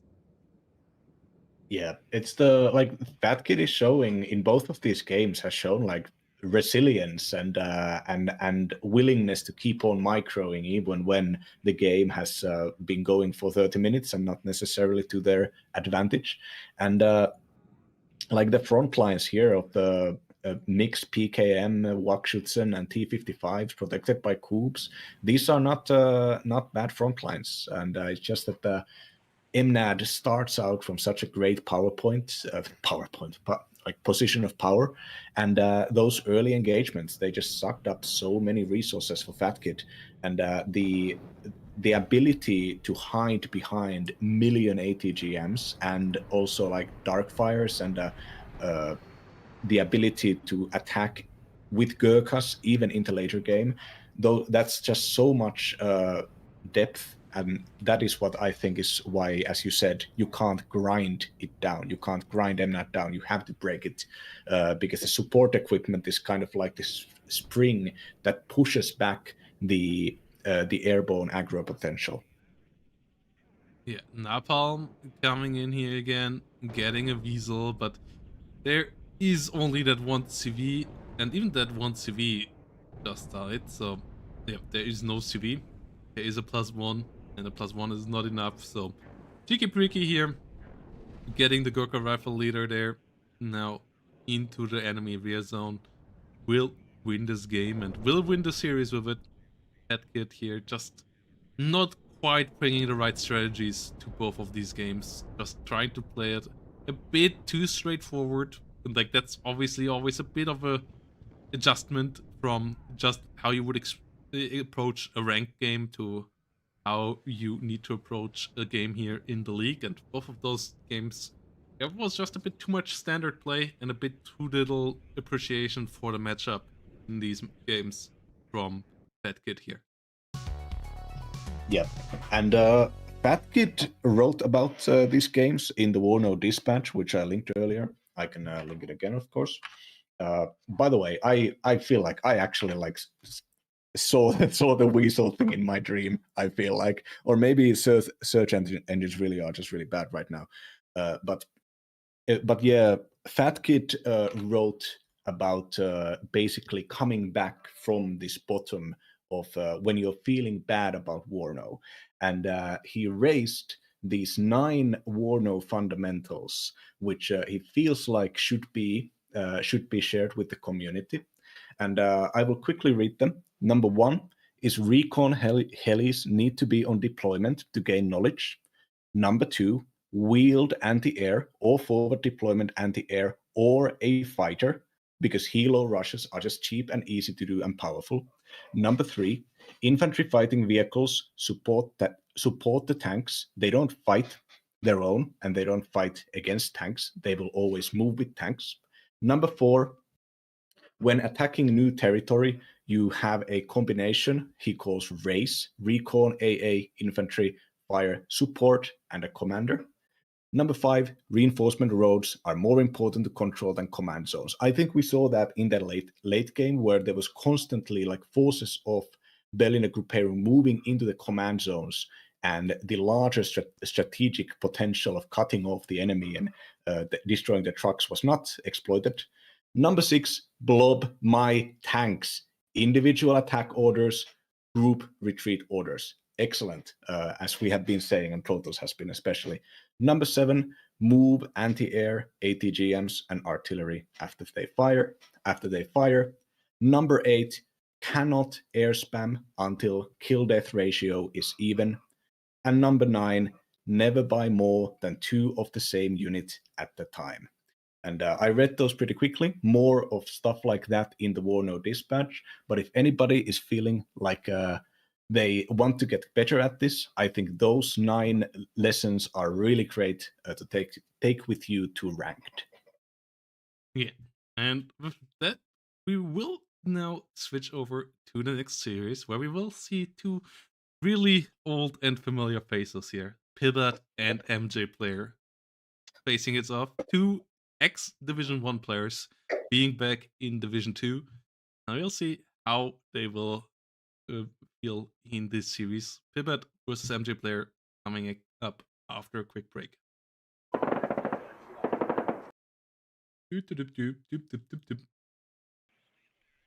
Going in here with some action between Yes. the 2 players here. Mjblair on the right side, bringing around 20th Panzerna. Pbatt on the left side, bringing around 1st Luftlande. So this should be pretty interesting, as we have 20th Panzerna coming around with quite a lot of firepower. And on the left side, Pbatt coming in with a division that we haven't seen much in competitive play at all. It has brought around a good amount of forward deployment here, but the 20th Panzerna, the quick division, the division that has dominated 2025, like maybe no other division, is coming around here once more on a map that is all about 2 really weird towns. Center and Boris are not easy to control. They are pretty different. Center being really infantry focused, Boris being still pretty exploitable by vehicles around it. So this should be a quite interesting one here to go around with. And yeah, we will see how this all goes. And yeah, so if just look at the center point, so in the northwest corner of center, there is basically a set of fields and forests which constitutes a ability to basically do like a wider so-called grind fight to attack the enemy with pure infantry if they are really vehicle focused. And also you can see in the southwest and southeast of center, there are a series of buildings, both of which are kind of like where battle lines can be formed. But then if you look at Boris, there is way less potential for that kind of stuff. It's a completely different ballgame. And in my experience, center is like a guaranteed fight, and Boris area is played very, very carefully, probably because there are no such like immediately obvious lines of attack. But I was looking at the forward deployment of these sites. We have the Roth Specialny in their infamous Honker Rus special forces vehicles, which gives them basically 120 kph, same as the LSVs in MNAD. So they are deploying straight to the middle, relatively conservatively, I would say. And even if Luftland is an infantry division, forward deployment airborne division. Everything that it deploys in forward deployment is 90 kph. Fallschirmreservisten, which are a better unit to Fallschirmjägers in my opinion, though they lack the shock trait, of course. Fallschirmjäger B1, even the ubiquitous FK20 AA guns are deployed at 90 kph, and I think this kind of gives me an exception, of course, for the Milan 2 and Fallschirmaufklärers. And I think this kind of would give Mjblair an advantage of trying to get even further, maybe even just try to secure the entry points into center altogether. But when you have 4 Rochberialnes, you can do a lot of stuff. But it's playing it a little bit more conservatively. Of course, Tapersi Sturmovi can fight off the strong Luftland infantry, and with the T-55AS, the coffin launcher tank, and already supply being bought with 2 cubes, this is a kind of an armored turtle division. And so I think that the armored turtle build-up, so everything is basically about just waiting in and trying to get some cheap hits in with the cubes and with the coffin launchers. And this is why I believe there was a relatively defensive recon deployment. Yeah, the Reservisten pushing around. Also, I mean, you don't really need to win the early game, and the enemy still has a lot of forward deployment. And if they go all in on the forward deployment, yes, your Honkaroos are fast, but they still will get overwhelmed by the enemy's forces there, by the Fallschirmjäger B1 and the Hochgebirgsjäger and a couple of helicopters and the 20mm if they are concentrated. So getting for the middle here is totally fine. That still is a win against the forward deployment division. And both forces here are fighting quite hard here now to get this all going on. Specialny moving around, the MP1s moving in, and we see Honkaroos being shut down there. So all of this is going relatively badly here currently for Mjblair in these trades, but that is okay because he has time, and losing some Honkaroos here is still not the end of the world. The Hochgebirgsjägers are supposed to fight as efficient as possible, but the Scott 2A's already coming in, the T-55 AS already aiming, so that is where you want to be here as Mjblair. Yes, both Fallschirmjäger B1s and Hochgebirgsjägers, which I think is the funniest name in the game, maybe. Both of them are special forces units with and even an Hochgebirgsjäger is an 11-man special forces unit specialized for all kinds of anti-infantry combat with no AT weapons. It's kind of impractical. Like there are not that many units that you can efficiently pair it with in Luftland, so it's one of those weak units in Luftland, relatively weak. And as we can see, even though 20th Pancerna could open this with a bunch of different strategies, could spam out BMP2s, could spam T-55s, the solid and careful T-55 coffin launcher strategy is like a straight up hard counter here. Like the thing that Luftland would do after this would be to transition into Leopard 1s. We already saw the forward deployment Aufklärer Leopard 1s, which are really good, by the way. And now we are seeing the drone kind of do some spotting for the tank so that they can start doing damage early on. But there is not that much actual like heavy equipment that can efficiently counter the T-72. So even the Leopards are still, they are already becoming kind of obsolete. Alpha Jet gets the first kill on the T-72 though. Gets shut down on the way out. The drone here flying around. Recon Leopard going pretty deep in Elena, by the way, at the same time. But there is a unit-driven RPG 7VM there, so you need to be careful there. Pbatt gets shot at, gets hit frontally, does disengage there. And yeah, smokes off disengage. Fallschirmjäger B1 can push further. Pbatt realizing that there might be pretty little down there, but in the center fight currently is losing the fight as well. So this situation here currently not that amazing here for our player in blue in the north, but going pretty well in the south, so situation here is still absolutely manageable. We will see how this all goes around here in the next couple of minutes. Yeah, one of the weaknesses of the Leopard 1A 1A1s is that I believe they are locked into 0 veterancy. And of course, you would want to have them vet 1 because they can take a single hit, but if they also get stunned immediately, they are probably going to die instead of being able to smoke and run away. And of course, moving with the leader can compensate this, which is what's happening right this moment. But the weapon that like 2nd Panzer Grenadier would use to tech up here would be the Leopard 2. Leopard 2s and Milans would easily fight, Milan 2s would fight off the T-72s and also be very efficient against this T-55 mech. But Luftlande has to rely on this way like riskier alternative, which is just massed alpha jets. They get a lot of them. The alpha jets are out in numbers. I believe even the variants with the APGMs, anti-tank missiles. But with the Cube, two Cube opener, and I believe they don't get great artillery to counter them anyways. Pbatt is already in dire straits, I think. And with the ZU-23s, they basically make a lot of the big infantry squads of Luftwaffe kind of obsolete.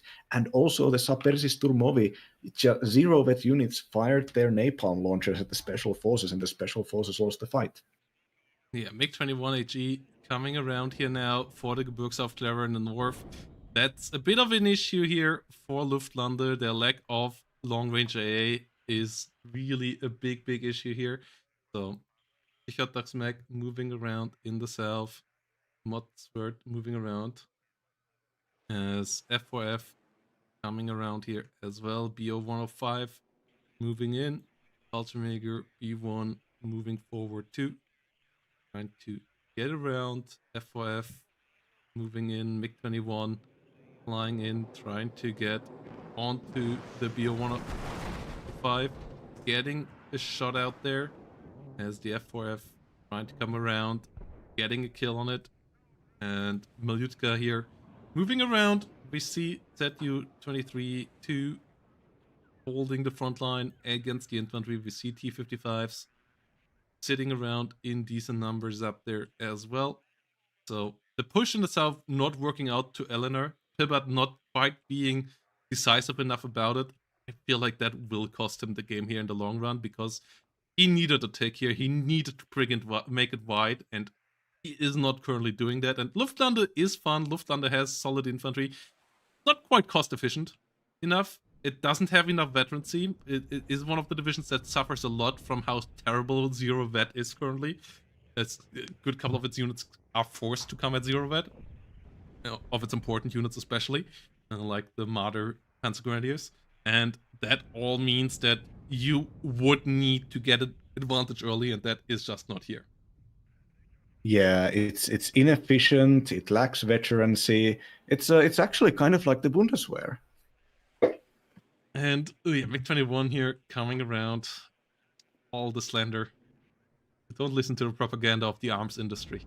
VO-105 moving around, Fallschirmjäger B1 here, holding the ground. Sichertagsmech being held. All the word laughing about Germany, but they don't want us to be strong at the same time. Yeah, it's kind of we got both industries. Gepard getting shot up, getting killed, and at the Fuchs and the Leopard 1A1s pushing through the north, getting the Specialny. Wilkes pushing forward there as well. And yeah, it's just a big of a bulwark now around the north. It's a really solid setup now in the south of Mjblair. It's going to be hard to see how Pbatt is going to breach any of these points at any given time. His air spam did not really work out so far, so he can't really go down that road. He doesn't have great artillery. Like he has solid artillery, but not great. Who even loses the F4F up there. And the mech play of the division, it is okay against divisions that don't have mech, but against the with Pechota that has even better mech, tells you of Panzerna, it just doesn't work out. Yeah, a little positive detail about Pbatt's play here is that you can see the units that are generally used in pushing are the recon, both the recon special forces and the recon mountaineers, and these units, of course, get the recon bonus of exceptional stealth, so they are the correct choices, and very nicely, I think Pbatt understands that the units in this matchup just need to inch closer and move through these three lines. So these Gebigs, I can't, that's one of the words I can't pronounce. Gebigs of Claris are the correct choice. It's unfortunate that they have Panzerfaust instead of Carl Gustavs. If they have Gustavs, especially for the same price, I think they could be an excellent unit. Yeah, Fallschirmjäger Reservisten pushing forward there as well. And yeah, the Southern Force here, the little 185s that you get in your recon tab also are obviously so valuable. So if they would have gotten a bit more support towards Eleanor, if the units would have moved a bit faster, then that whole situation could have been real great. But without the layer 185s, you can't deal with the T55As that efficiently. You can't deal with the T72s at all, basically. If you don't, at least not in a direct fight. Like on the defense, you can with a decent amount of ATGMs, but on the fighting engagement, you don't, and that all leads to a problem. MiG-21 bomber moving around, Vespasiani going around, Leopard 1A1 getting some shots out here, and yeah, Wilkes and ZU-23s all in trouble. T-55As moving in with some more shots, but situation here is still relatively critical here for Pbatt, as the momentum is just not there, and the trades currently are not there either. And you at least would need a couple of those right now to really get something going, because 92 points won't even be enough for a victory at this point, and they likely won't be enough to get you to a draw at this stage either. Yeah, it's the, like, Luftland, it lacks the sort of very decisive opener that, for instance, MNAD has, like a very good infantry opener, very efficient, has a lot of like specialized units that can easily like achieve 1v1 victories and, you know, deploy well. I don't know. It just lacks that kind of stuff. And then the mech that it gets is mech that just cannot efficiently attack, so it has to always act as fire support for infantry attacks. And in those battles, the large infantry squads of Luftwaffe are pretty all right, but still like giving you a little bit of mech, but then just locking it down on 0 vet to make it so that you can't actually like organize them into small groups that can efficiently push the enemy. We're seeing this kind of being attempted right now, and you know, the Milans are doing some stunning power, and in these close ranges, Leopards can penetrate the T-72s. Still, it's a single hit, and the tank is not really, anything there is not really capable of continuing. Seed plane, though, gets both coups. That might be an opening. That is really the one way to maybe turn this around here, with a good amount of F4F and Tornado play here now coming around. Gets the first T-72 there, and now a good ATGM plane or so. Like, that could start getting something done, but the next two coups already immediately coming around. The F4F here stayed around a bit too long. It only has 4 missiles. It's a decent fighter in a 1v1. In longer drawn fights, it usually has too few missiles to really get the bombers curbed. And the F4F here in the next matchup against the MiG-21 should be in a decent matchup here once more. Gepard's likely gonna finish the job. Yep, MiG-21 goes down. The other MiG-21's still around here, though. But that is still maybe the way to go here for Pbatt. This is an option here now. Doesn't have a follow-up. Only has 1 Gepard in the north, so the MiG... Oh no, has 2 there. Has the one in the south. Might find another kill here. Yes, does find another kill against the MiG-21HE. Next one comes around. Does drop its bombs into nothingness and might die for it as well. Just barely not. Okay, so the situation here, still somewhat okay. Next seed plane does get spotted by the MiG-21HA. The coops are not turned off here yet. Okay, now they are by Mjblair. Yeah, that would have been a big mistake. Bringing another seaplane here, though, is a bit weird. I guess it was brought as an AA plane as well. But yeah, that is not really needed right now. And in this tech aircraft would have been way more important here at this stage. Instead, still no real value out of these air victories that he got lately for Pbatt. So still more ground victories here for Mjblair. Yeah, we can see the Leopard 1A, 1A2s, which are veteran C1 and have the, I believe, upgraded penetration to their 1A, 1A1 variants. But I think you get only a single cut of these. And I No, just, they just I don't think get better veterancy, I believe. Oh, they only get better veterancy, do they? Yeah. No, they get one more penetration as well. Okay. That better slightly better accuracy. But it's like it's not enough. It's a single card, and yeah. Yeah, like the veterancy is the pretty key part about them, though. The CL-289 here, nice little recon drone around. And yeah, we see Panzer Grenadiers, we see Fallschirmjäger B1s rolling into the front line as well. It's still about the airplay here, though. Like, that still absolutely could win the game with the double kill on the coops. That's a big little victory. The coop come at 0 vet here, though, so Mjblair got 4 out of 1 card here. Next, MiG-21 just suiciding in there. Like, Mjblair knows that he just needs to play for time on the ground, usually. But with a bit of artillery play, with a bit of airplay here, Pbatt could make this air tab work. Issue is the air tab is not... It's relatively deep, it's not super deep. And obviously the question is, how much of the air spam did Pbatt actually bring around? Like, what other strike aircraft are there outside of the KWS? And I'm not sure what his bombers or so might be here. Here we see Marder 1A1s coming around here in numbers again, but they come at 0 vet, so that's efficiency-wise a long-term problem as well. If you have a CV around them, that still might get them to an okay level, but obviously that is a lot of micro, and yeah, the push of just pure Piotr Smack in the south right now is pretty annoying for Pbatt. The Tornado could be used as a bit of a strafer here with double Mauser as well. Currently, yeah, it's now coming in for some strafing runs. Not doing a good job there, actually. The F4F just doing that now too, using their guns, but not being able to really push this air to anything further is quite the issue for Pbatt. Yeah, it's there is a pretty significant force that Pbatt has pushed in here. I'd be very surprised if he didn't manage to get back into center. The problem is that there's just barely any way to actually secure it against Mjblair's counterattack when the mech just retreats into, they attrition the enemy, they retreat, they build up a few T-72s, few more Piakotas mech, and then they just get back into the game. There is very few tools for Pbatt to prevent that.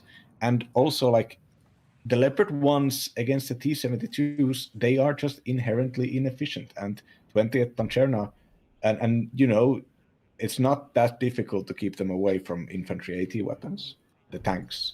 So 20th Pancerna just has an inherent advantage here, which constantly pushes Pbatt into inefficient fights. Yeah, F4F being pushed back in the sky here once more. Panzer Grenadier goes down in the north, and Pbatt has a decent force here still around. But yeah, there comes a KWS again. Those with the Mavericks, really cheap little planes that can kill a T-72. Getting an ATGM out there, getting another kill. That's what you want to see here. But now, without the assistance, Seaplane is still in the rear there. The coops are currently out of ammo, so they can't fire on the KWS. They can't be hit by the seaplane either, though. And the KWS needs to get out of there. It doesn't want to just get shut down by the ZU-23 eventually. Finally gets out, turns the wrong way, though. The ZU-23 actually gets a bit more time on target. Oh, the coops don't have any ammunition. We see another MiG-21 coming around. We see a Su-22 AT. that's an interesting little investment here against all those cheaper Leos. Still, maybe could do a bit of work. Gepards have to be careful around it as well. Tornado needs to get in here to take the fight. Why is the Tornado not coming in? It has AM9 else. It can absolutely help out killing off this SU-22. SU-22 instead gets a decent amount of kills. Gets the Aufklärungs Leopard 1, for example, which is the best tank that you get. And does get shut down, but a lot of blue units there dying in the south at the same time. Yeah, a key unit in Pbatt's eventual attack up north has just landed. The Fallschirmjäger B1 is now in a position to start moving in. And so this is going to be a mechanized attack, which means that the recon screen is going to find hidden enemies, and then everybody is going to open fire until the enemy disappears. And this is something that, if well executed, Mjblair, oh no, there's a T-72 coming in now, and a Dana as well to deal with the larger infantry squads as well as like 8 Milan 2s. This is Mjblair here. This future engagement is going to give Pbatt a chance to actually get into this and start doing long-range defense against the T-72s. But I think Mjblair, if microed properly, just taking out enough of those Leopard 1s quickly, I think they can stagnate it. Yeah, Panzer Grenadier is here pushing forward. Leopard 1A, 1A2 still trying to get some pressure up, but the +2 here currently is just too much. We see more Leopards coming in, we see more BO-105s coming around, and it works off Terror moving in here as well. Saperi and Storm moving around, 1A1s getting in, and yeah, the Seed Plane getting around as well. BO-105 moving in. So yeah, there we go. Units getting around, getting some more vision here. Fallschirmjäger B1 getting in. 1A1's moving in to figure out some more action here for the south. And with the planes getting more... Oh, Seaplane not finding a shot here. First one got removed. The Coups still out of ammo here. So strike aircraft could do so much right now, but there are just none. This is a bit weird what Pbatt is playing here with the double seat but no strike aircraft. Like, that's usually not how you're supposed to play air. Buying 2 seat planes when you only have 2 strike aircraft is usually not the combo. And it's currently also not working out that amazing, especially when the enemy also brings around Danas. And yeah, Tornado's not the best strafers either. Fine at ZU-23 here, but it's not that amazing yet. And now the Coups finally have ammo, and now both of the planes here flying really close to them. Coups barely not reloaded. Now finally find the reload, pushing back the F4F, and the Tornado should get the heck out of there now as well. Flies north and might just get shut down here. Yep, there it goes. Pbatt, why those weird strafing runs with the planes instead of actual strike aircraft? I think it was trying to deplete the ZU-23's ammunition so the BO-105's helicopters could move in on range. Well, they have 1,000 shots, so I don't think that's the plan. Well, but yeah. Against Gepard, that might work, but you would just die against the Gepards at the same time. And yeah, now we have a KWS coming in again, but now we don't have a seat plane for them. So likely they're just going to get cooped as well. MiG-21 HE does go down as well. Mjblair, regarding how bad the AA of Luftlande is, actually is losing a lot of planes against it. So not the best play there by Mjblair either. Thing is just he has the division that can afford it here, and Pbatt has the division that cannot. Like, this is not the best Mjblair game we have ever seen currently. Like, there were really couple of mishaps, but with the matchup being what it is, the Luftlande needed to get more out of the early game and now needed to get more out of the air to actually have a chance of doing something here. Is going after another T-72, but the issue is the Polish have T-72s for days, so even if you kill another one here, you still will not deplete them all, and you still will have to fight against another couple in a minute or so. So Mjblair here really doing well with this +2. Yeah, and the final attack of Pbatt into the northern town has not really actually manifested. The Faschimega B1 is still there, and Mjblair basically moved in the Piekota Schmeck into positions to slowly discover different vehicles waiting in on the tree line, and then just slowly engage them with the T-55 coffin launcher, the Dana, and now with the Big Brother T-72 M1 standing behind them. And this Pbatt hasn't had any resources to commit there because of the fighting down south, and also hasn't really microed as well as maybe could have done. So Mjblair has kind of dismantled that part so far. Yeah, T-72 M1D getting some shots in here. Is about to maybe get killed there by the BO-105. No, it doesn't find the last shot. Oh, this is unfortunate. And so that survives. The Alpha Jet goes down. And yeah, this is Pbatt trying to play well with just normal combined arms, but against a division that has better combined arms, and that is always only getting you so far. Like, the control here is not bad. The engagements taken in the south with the mech forces are not bad. Just as the enemy has better mech, has better AA. The Coops getting some kills here. There comes an F4F with HE bombs. Where was that before? Where was that for the Coop fights? Like, 2 seed planes plus an F4F, and you can just bomb the Coops, and then bring around the KWS to kill them. Like, there's a lot of ways, but why do they come around now? Like, this is a bit of a weird stacking when that's your only real win condition after the messed up early game. Yeah, kids, just play second Panzergrenadier instead of all of this fiddling with the mediocre airplanes and micros and the seed and all of this. Just get yourself a nice second Panzergrenadier and just buy Leopard 2s. Just buy Leopard 2s. Just play better. just play better. Lufthansa is great. Just play better. Yeah.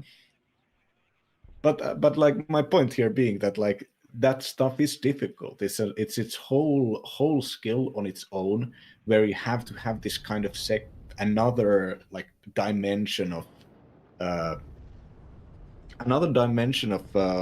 like kind of game sense and vision and rhythm, which, you know, it's difficult to do that even with the really powerful air tabs. And Luftlande kind of just, you know, you have more steps. It's a more complicated process to win with the Luftlande than with the most divisions. Yeah, we see Fuchs Milan moving around. We see BO-105 coming around. So a lot of stuff moving in here. Leo 1A1 under fire by ATGMs. Gepard is down, and yeah, the Air Force is not around anymore. There is, and Marder moving in here. IDS getting pushed back. The Dana trying to get fire into the south, not really achieving much there either. So all of this is not really working out here right now for for Pbatt. So yeah, the recon's drones, they see a lot of stuff, but none of that does really matter. We have another couple of Coops coming around. Mjblair was ready for the air grind and the seed grind, so brought redundancy Coops, played them on lower vet so that he has 2 full cards of 8 Coops there around on the battlefield, and that just means that Pbatt's air won't do anything here at this stage anymore, and everything else won't do much here either. So +2 keeps on ticking. And are Coops 4 per card? Yeah, on 0 vet they are. What? iHawks are 2 are 3. Yeah. Because iHawks obviously are better. Well, yeah, but also they don't move, and the self-propellant is a massive thing in keeping them alive. You know, another step and loading it into the truck, it's annoying. It's easier to play without. Yeah, Ultramagers being pushed back. We see Leopard 1A1s being moved around. And here 105's being attacked. Else we see Tornado IDS being pushed back as well. And yeah, Milan 2's trying to move forward. Milan 2 trying to get towards the Guz that AO piece. So this is a pretty interesting one. Yeah, I'm just finding out the way the traditional racial lines in Europe between the Westerners and then the Easterners are still hounding our brothers in Central Europe, in Czechia. They are locked into 720p on Twitch. This is insane. Well, no, they could go 180, but they can't go 144. And because I stream in 144, Oh, yeah, and you don't get the transcos. Yeah, that's what you yeah. meant. Yes, now I understood. Yeah, it's kind of, you know, remember the little horse meat thing? All of these small racisms just still replicate themselves via economic relations. And yeah, in the end, GGVP here for Mjblair. Pbatt even got the KD. Like, this is the issue of the veterancy issue, and then going into air and then just not quite being able to use the air because most of the points difference here were in air. Like, he had more airplanes left than the enemy, but those airplanes didn't do anything anymore. And yeah, Luftland is a weird division to navigate. It's currently just one or two slight infantry buffs away from actually being viable, but its infantry is just a bit too weak in my eyes, a bit too expensive to really do it. But yep, GGVP here, 2 Mjblair getting the 20th Panzerner through and doing a good job. And yep, exactly. The opener, the commitment to the 2-pointer wasn't there in the early game, and then the commitment to the air wasn't quite there either. Like, if you know you are behind against 20th, like if your opener didn't quite do it, as Lufthansa versus 20th Panzerner, you only have 2 shots. You have the one shot with the opener. If that fails, you have the air play. If that fails, you are gone. And yeah, both didn't quite work out. And with that, Mjblair here got game 1, and that brings us to Omen, where we will have a really fun matchup for Omen, especially CLKA versus Guzman El Bueno on Omen. 2 mechanized divisions on Omen. That is going to be interesting. I think these are the trendy divisions. These are the hot infantry divisions in town right now. Well, yeah, and the bands here: 79, 5th Panzer, 2nd Panzer Grenadier, and then Berliner Gruppierung there, just for the lols out of Mjblair here coming in as a band. So that is going to be interesting. And yeah, let's see how it all goes in the next one. Quick break, and then we're going to be back with game number 2 between Mjblair and Pbatt. And here we return. Pbatt versus Mjblair. We have CLK on the side of Mjblair, and on the left side in blue we have Guzman El Bueno, 2 relatively heavily mechanized infantry divisions coming around here. We have the beautiful Leo 1 and the Centurion coming around here for CLKA. A division that I have enjoyed a heck of a lot in 2v2 tournaments, and I still quite enjoy in 1v1 tournaments. So yeah, this should be quite fun. And Pbatt here on the left side coming around with a decent amount of the new Spanish, with the MX not being around in this one. Instead, it brings the older M48 and M47, and it still relatively strong around of recon with the VCs, with the Unity, but as already was mentioned in the setup to this, zero vet. Yeah, Jinetes are such a great unit. It's you can get 2 cards of them, and they deploy with a great recon transport, the BMR PP. The PP is like the point of Guzman El Bueno. The guy got oh god damn it, 15 fucking dick jokes in my mind. Yeah, the PPs are great. They're like BTR-80s basically with the one gun less, and there is a lot of good and strong infantry.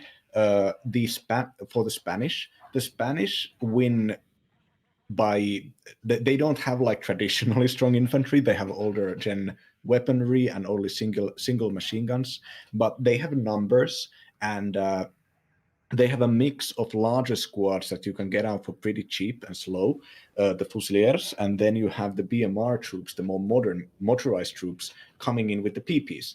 And the thing about the PPs is that you can get those things with 40mm grenade launchers, which are absolutely insane in this game right now. You can get 4 cards of those guys, and then you can get another card of infantry weapon 40mm with their own 40mm transports. There's a lot to exploit in this division. It's a VEC 25, and Jinetes opener is strong. You can also use the Spanish Recon Special Forces.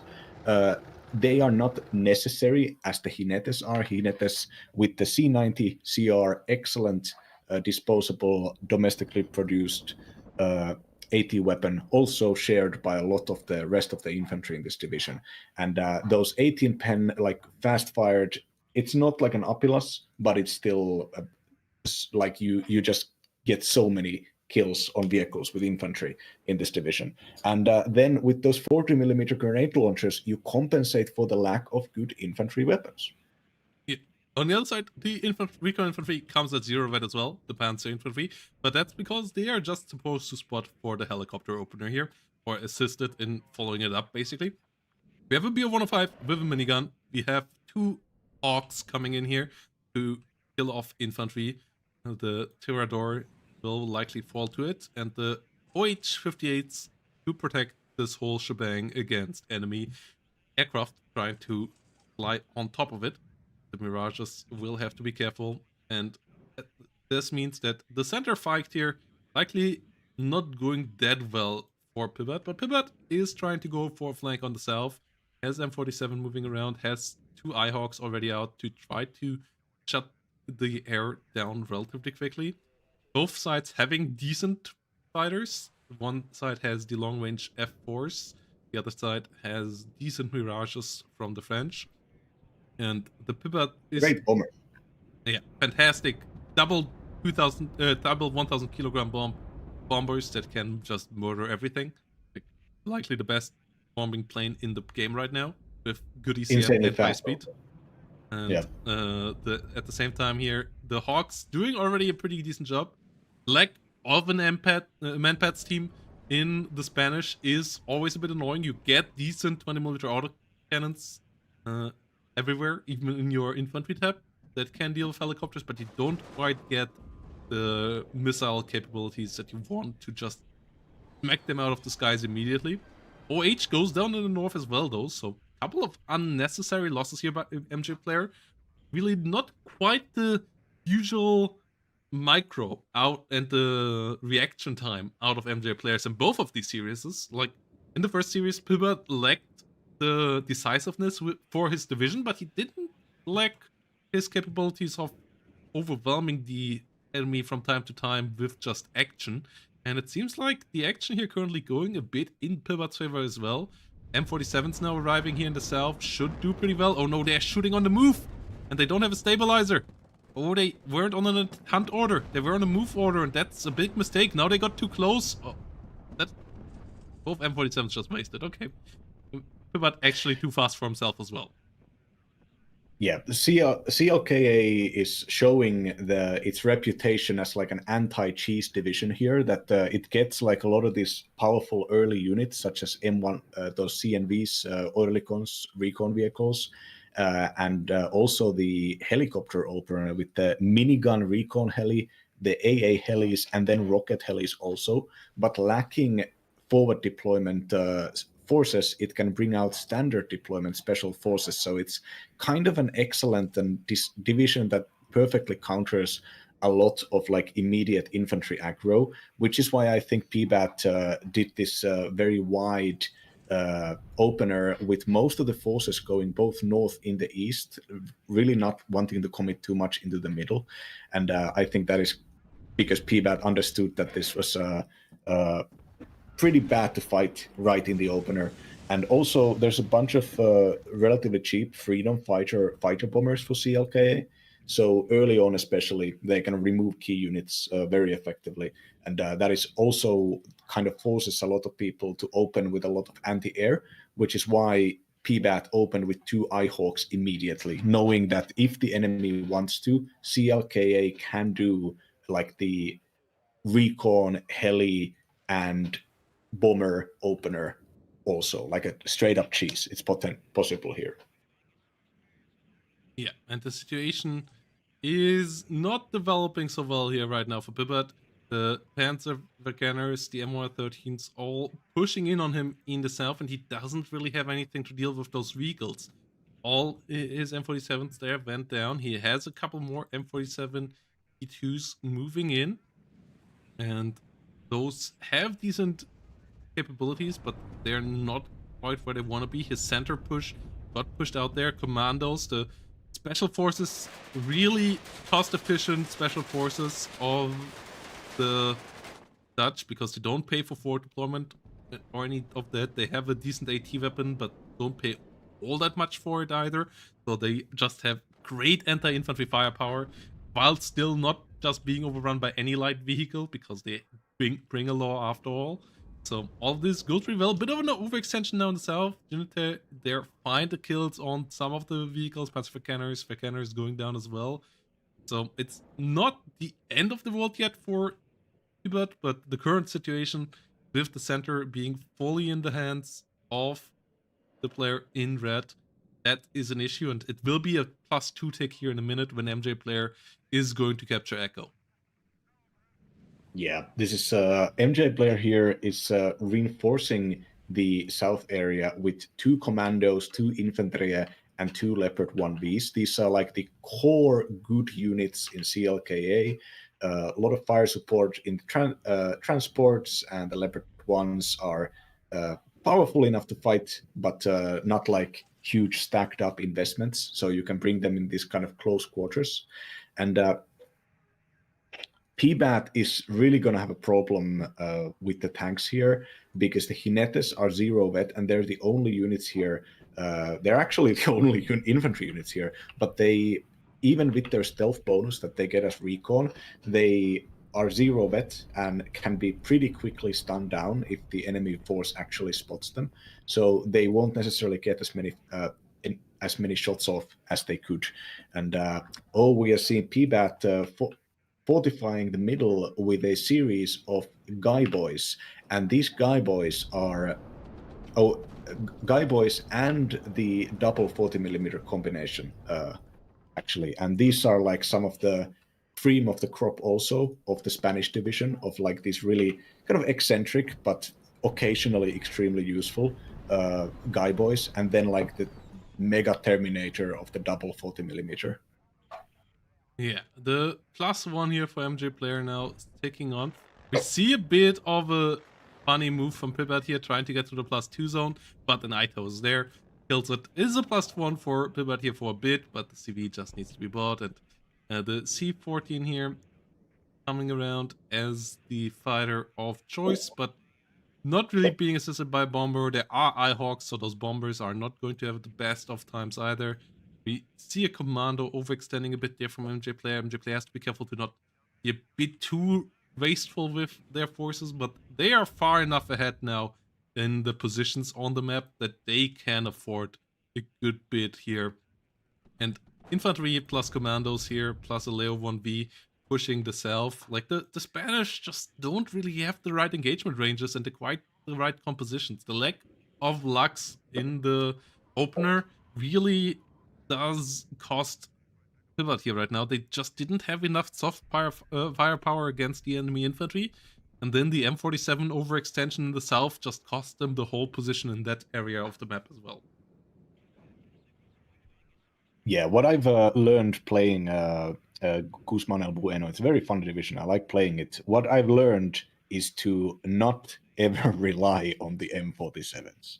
Like they really should just kind of be infantry tanks walking behind infantry. Like they cannot perform. And we're seeing Mjblair do like the biggest singular scale that you can do in this game, 200 in 1 minute, which is a 260 point free Veteran C1 M110A2 howitzer, the best artillery piece in the game, I believe, and pretty undisputedly, right, Protoss? But yeah, it's out now, and it's out very early, and Pbatt is technically in the lead here on points, but it's not that much. And Mjblair has very good positions here, from which the M110 can just start, capitalizing on this really ineffective tank push. Yeah, and on the other side, we have no action whatsoever. So it's not like Pbatt can do anything up there right now either. We see a bit of a nice mix of units here now, trying to get a bit of pressure out, but it's not achieving all that much there right now on the south either. And as long as he holds the center so decisively, Mjblair can play relatively slowly around the rest of the map. The Eyehawks here having to be careful, and 110 already aiming in their direction. Bolleros coming around. Those are the Spanish special forces. Relatively good as well, considering their recon. Only 70 points with 2 MGs and a sniper rifle. Like, they have good firepower as well. But not quite as good as the commandos when it just comes to the pure cost efficiency in combat part of things. So yeah, you still want to have the Lux, and you can just see how effective the Lux is right now on some Panzer infantry in the center, just getting completely annihilated. Like, that's why you want to have them all around, but they weren't quite all around. Eyehawk goes down to the M110, so Mjblair still holding the front line here, and Pbatt still completely being stuck here. Yeah, the guerrilleros, the Spanish special forces, are recon infantry, which means that they get recon deployment even when they deploy in a helicopter. The helicopter, I believe, is a French Puma, and which is fast and safe. So you can open in this game with this division with a forward deployment helicopter special forces unit that is also recon and has satchel charges. The problem with them is that with no AT weapon and no other unit to heli-drop with the AT weapon, you can't. The way I've been doing it is that I basically send them and send the jinetes to follow them. So when they work with the jinetes, they can both benefit from the stealth and the recon, and then also they can, like, one can engage infantry and the other can engage vehicles. And here the guerrilleros are just kind of assault troops, but considering the Mjblair is running commandos, and so satchels can stun those units pretty quickly, it's a good choice. Yeah, and the fight here does continue with the Obuse coming in, trying to get some kills, but they don't quite find anything just yet. So the situation here still is relatively slow. The Jinite getting some fights. The good artillery here of the 203 millimeters for the Spanish might be able to compete with the M110 if microed correctly. They don't get just counter battery, but the issue is, how do you ever move efficiently forward in this matchup when the enemy has a similarly efficient infantry and a similarly efficient tank tap, but a slightly higher end level? Like, the position that Guzman is in here, without the aircraft, and it's hard to use the aircraft when the enemy has Eyehawks, it's just not really something that you can achieve here. Yeah, this is like Guzman does. That is why I do the, like, really super aggro heli drop special forces sort of stuff in my gameplay. It's because Guzman is really bad at closing games. It doesn't have it has this, like, really stable and strong mid game with this constant stream of fast deployed infantry and a lot of, like, potential to kind of push lines. You get the fast deployed AA, Pegaso B2 and so much good stuff, but then you just don't have that final nail in the coffin. And yeah, that's why aggro play benefits Guzman El Bueno a lot. And Mjblair here, obviously, like, CLKA's opener is very reliably basically always the same. So always just expect that they send in minigun recon helicopters, the 3-stack of AA helicopters, very good. So don't just open with like a plain fighter, it's going to be shot down. Also expect that your own helicopters will be shot down, and then don't do like large amounts of recon infantry spam or forward deployment spam, because with these the Hogs, the American rocket helicopters, Cobras, they can be used to quickly destroy any like special forces investments that you do. So CLKA is when they get to use that as a launching point for a game where they just have really good efficiency and solid support units with the iHawks and the M110s from behind which they can just slowly become the more efficient division. Guzman El Bueno has difficulties dealing with that. They need the early win in Guzman. Yeah, and it's really decisive victories by Mjblair in how they panned out, even though Pbatt didn't micro badly. It was just the decision making in both openers being a bit odd. Like, and then a couple of key decisions where Mjblair just did choose a bit better, and then that got the decisive victories here in the end. So GGVP, and yeah, really interesting little games here. Division 2 really diverse this season, with some people coming up from Division 3, some coming up from Division 1, some new faces, some old Division 2 veterans. It is pretty exciting, and we gonna have more games in the upcoming days again. With my voice waning, we're gonna end the stream here, but thank you all for watching, guys. It was a really, really fun one again. Two quite interesting matchups here. There was one thing I was wondering, one thing I realized. Both of these divisions start with a great recon vehicle with a 4-pen high-tech autocannon. The VEC-25, the really fast one for the Spanish, and then the kind of clunky one for M113 CNV. And the fast one gets good optics. The CNV, the VEC-25 gets good optics, CNV gets very good optics. So even in this fashion, the CNV is going to spot and fire first. And with 4 penetrating autocannons, that first salvo is probably going to kill it. So it even has the specific VEC-25 killer as a standard pick in this division. Yeah, it's really annoying in that matchup. And yeah, job well done here by Mjblair. See you all in the next one, guys. And have a great day.